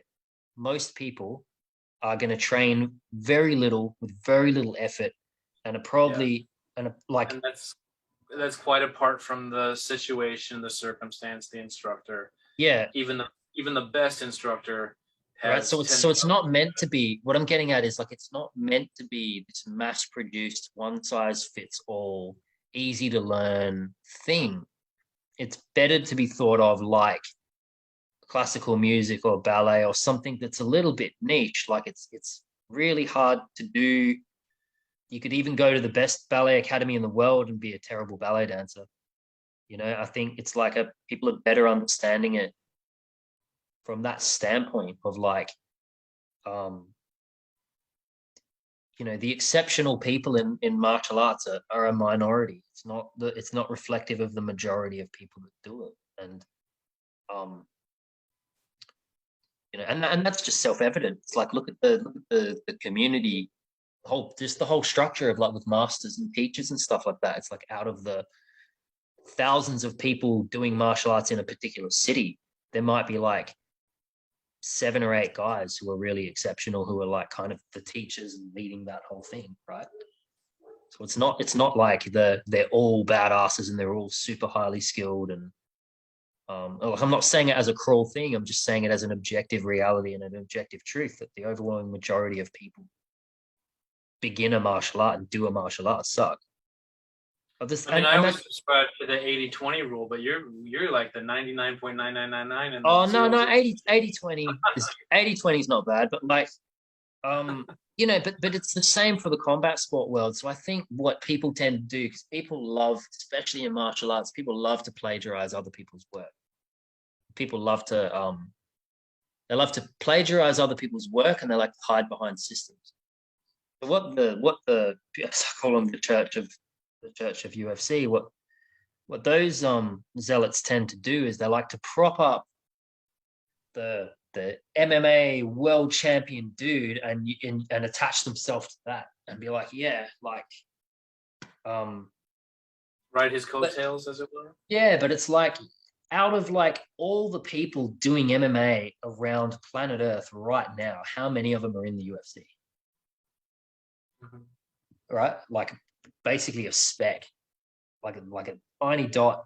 You were to like do a graph, it'd be this tiny 1% actually a decent and make it out of a local environment and get to the UFC and then win at the UFC. And it's something fight sports in general, the overwhelming majority of people that do them don't have illustrious careers, get injured, go back to their plumbing job, but now they've got like a bit of CT damage and all sorts, like, do you know what I mean? It's like these are like realities. So I think what is unfair that gets pointed at a lot of the traditional systems, that our equivalent of like a life and death self-defense situation is the UFC World Championship fight,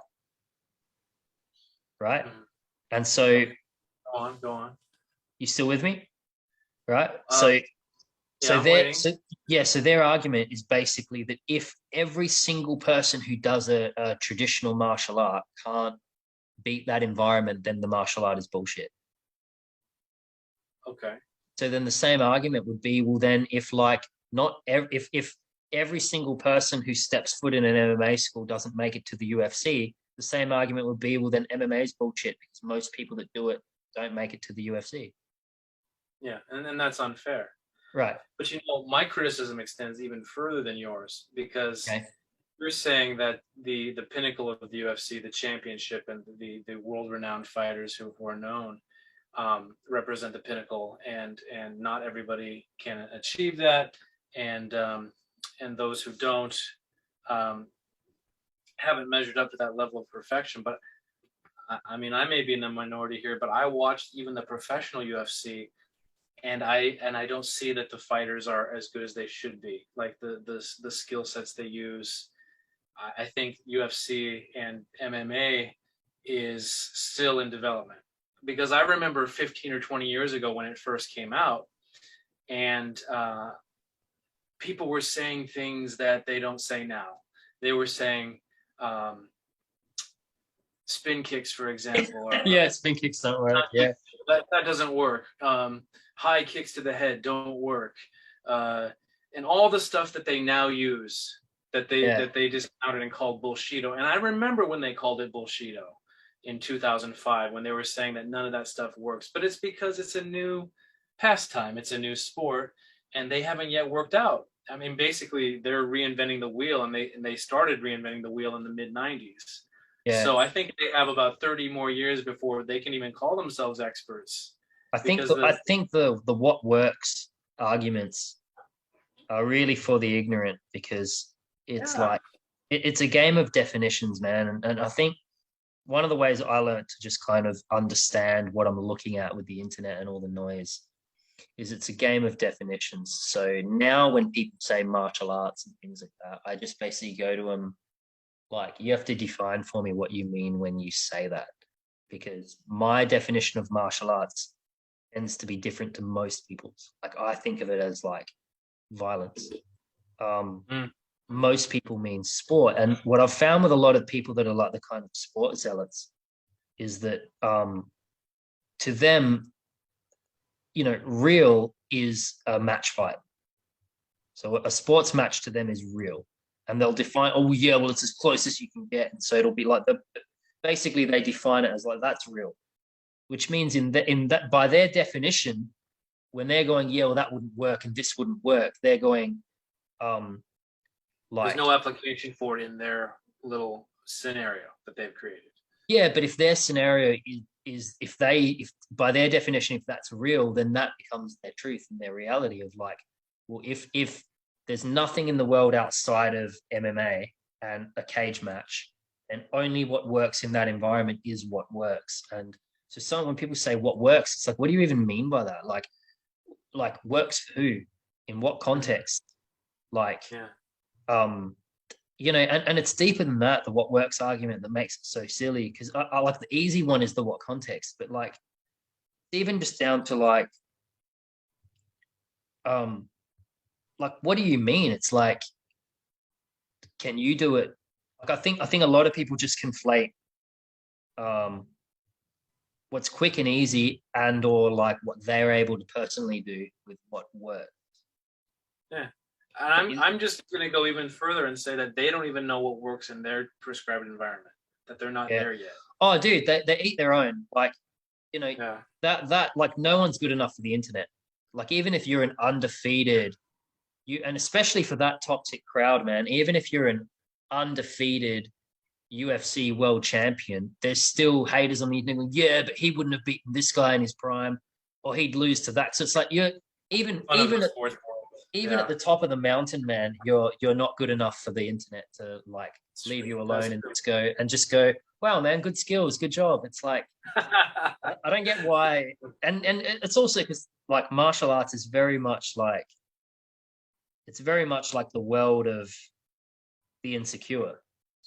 Like that's who we harvest to turn into martial artists. So a lot of the fan base and a lot of the peripheral of it are all the insecure. And yeah, man, it's like egos and insecurity. So it's the world of little critics and keyboard warriors and opinions and people being deeper than that. It's a lot of threat and people being threatened by skilled people. And I really wish the internet could get to a place and the community could get to a place where people can just respect um, other people's skills. I've learned, funny one to me, because it's the go-to argument of the threatened, is utility. Anytime somebody starts bringing up the utility of something, it basically is just them going, hey, I'm really threatened right now.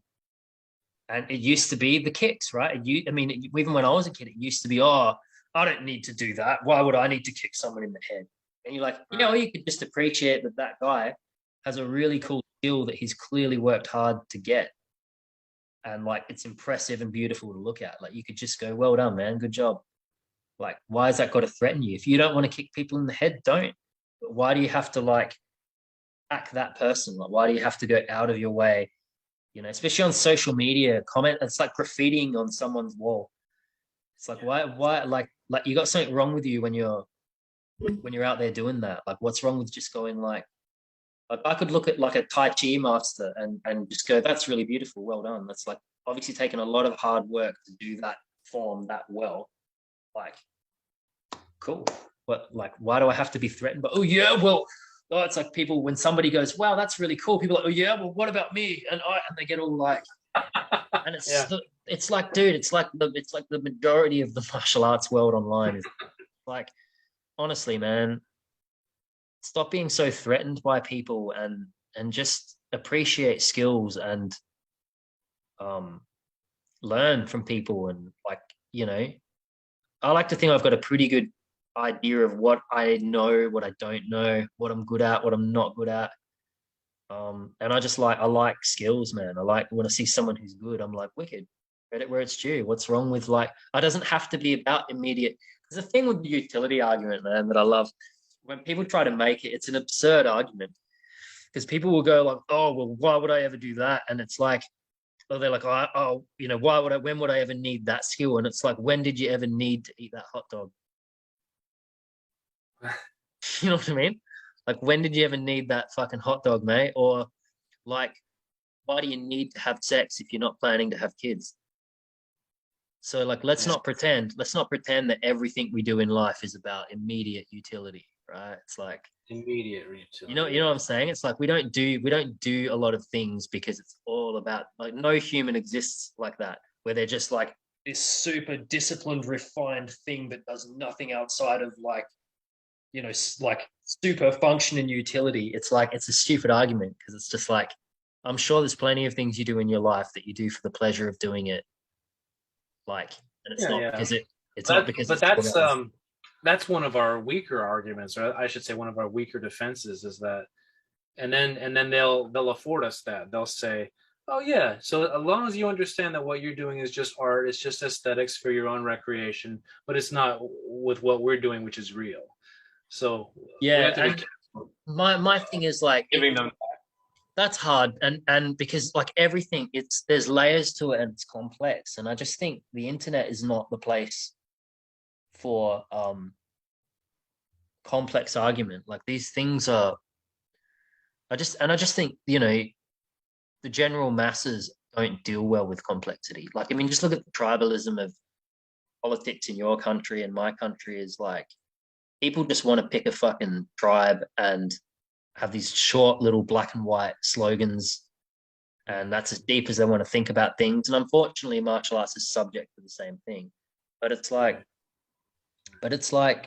you know, it's complicated. Like I said, you could walk into a lot of Hapkido schools and they'd be atrocious, and those guys would be absolutely useless. But that isn't an argument that the actual skill sets themselves are useless.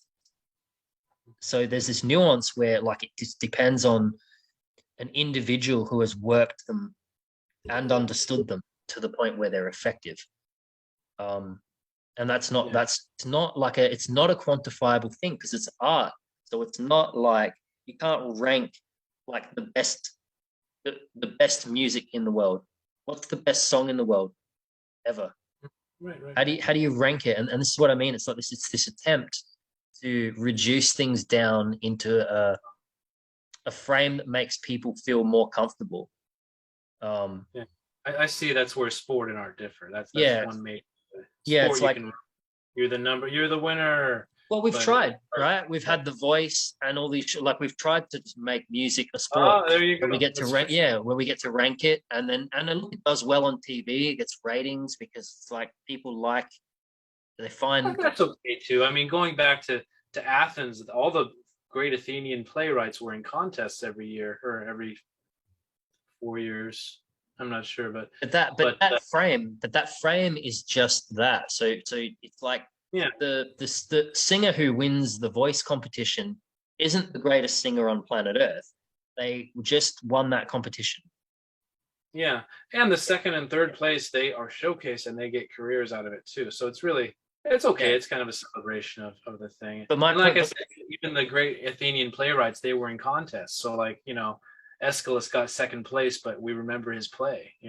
but my argument is like, but remember that that isn't music as a whole.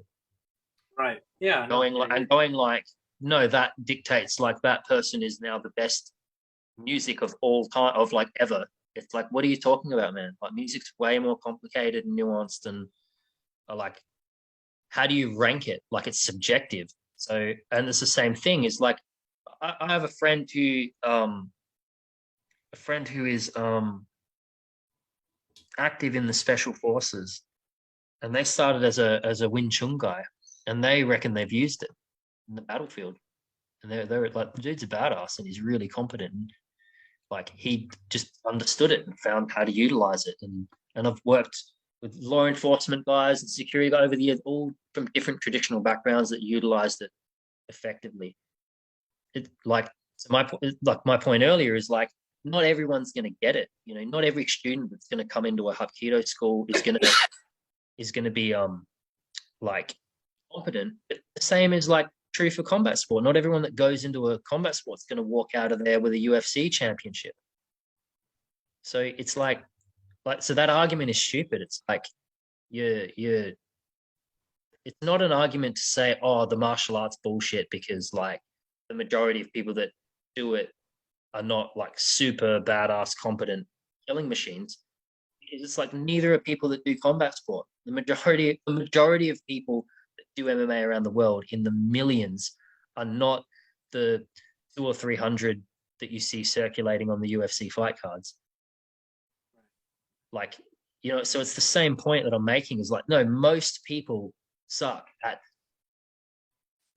this stuff, And at the everything. whole martial thing, and train very little. And that's the main part, right? Is because they just do next to nothing. They train for 5 minutes and then they jump on the internet and have opinions. But um, even out of that, even out of the people that train really hard and spend a lot of time on it, that like some people get it and then some people don't get it.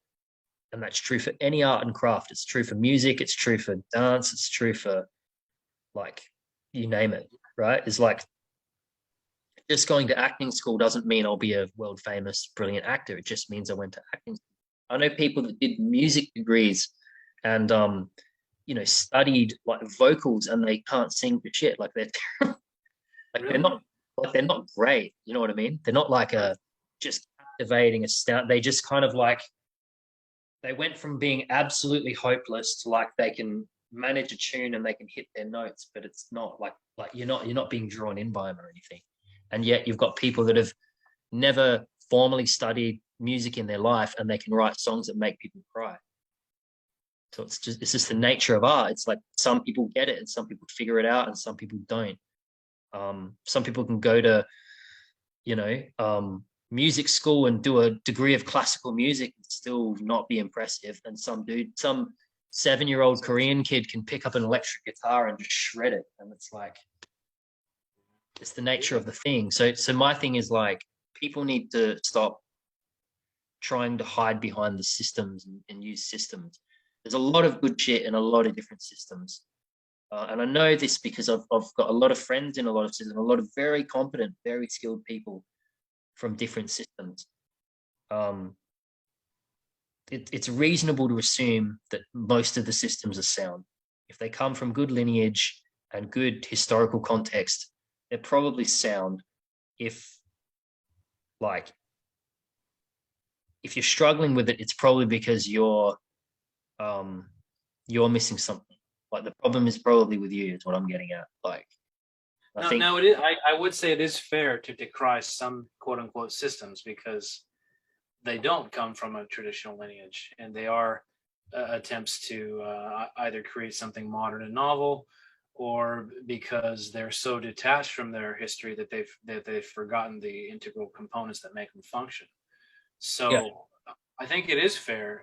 It is fair to discern and even to denounce certain quote unquote styles as not being legitimate. Well, yeah, but like even styles is sort of like it just depends on like what are they trying to do? Because that's the other thing, right? Is like True. not everything's trying to do the same thing. So people say like fighting style, but it's like I mean, take Okinawan karate. Okinawan karate is not a fighting style. It was a self-defense system.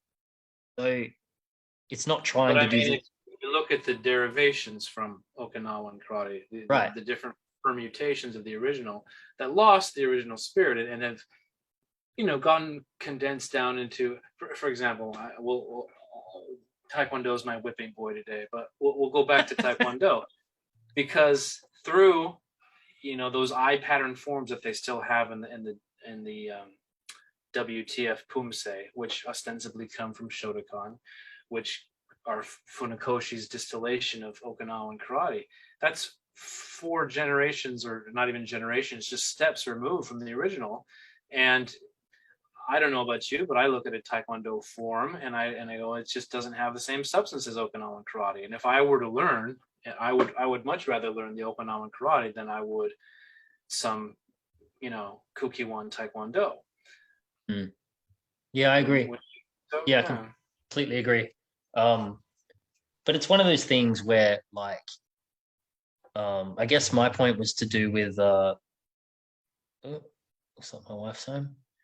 Um, yeah, it's one of those things where I sort of mean it relatively. Like if we're just reasonably assuming that a few of those elements are there, like the the uh it's got the lineage, it's got a reasonable You're connection right. to Yeah, where yeah. it came from, what As its long as purpose it's to real do. lineage.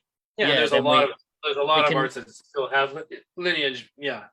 so then we can reasonably assume that look, this stuff and like the cutters and the forms and things like we can reasonably assume that this stuff um like was legitimate and has a purpose. The trick is figuring out the purpose and but what I True. try to do with most stuff is keep an open mind and go, let's assume that it works. Yeah. Why and how. So rather than just going, oh, it doesn't work, and if I can't do it, it doesn't Yeah. work, and if I can't do That's it after important. 1 minute, it doesn't work. I go, well, let's assume that if Yeah. like a To not throw the baby out with the bathwater. To yeah, not take the kind of type of modern presumptuousness that you simply know better than this thing that's been handed down. And it is tricky because you have to be sure that the material that you've received has not been tampered with and is truly legitimate. But assuming that it is, you have to give them the benefit of the doubt. And by them, I mean the ancients. You have to give the ancients the benefit of the doubt that if a system has been handed down to you intact, that it's supposed to be the way it is. So okay, that's probably my cue to wrap us up. But yeah, man, it's a good chat. I agree with it. I agree with it all. I think yeah, we'll have to do it it was again. like, And it was like a echo chamber preaching to the choir both ways here. We have to be yeah, more but commercial. hey, man, it's good to get it out there. Like I generally try to speak to anyone that I think is interesting and um like just good conversations. The thing is, like at a certain level, most of it is an echo chamber. Like even friends that I have that are retired MMA fighters and run MMA schools and all that, like we agree on like 99% of everything.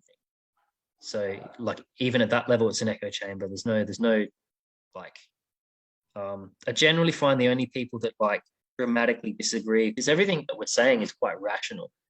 It's usually just ignorance and inexperience. It's just people that um like just need to study more, just need to explore more, and that's always my point. Is like you don't even have to like me or agree with me or but like then go out and educate yourself more. Like go and work in some law enforcement, or get your hands dirty in some criminality, and see if your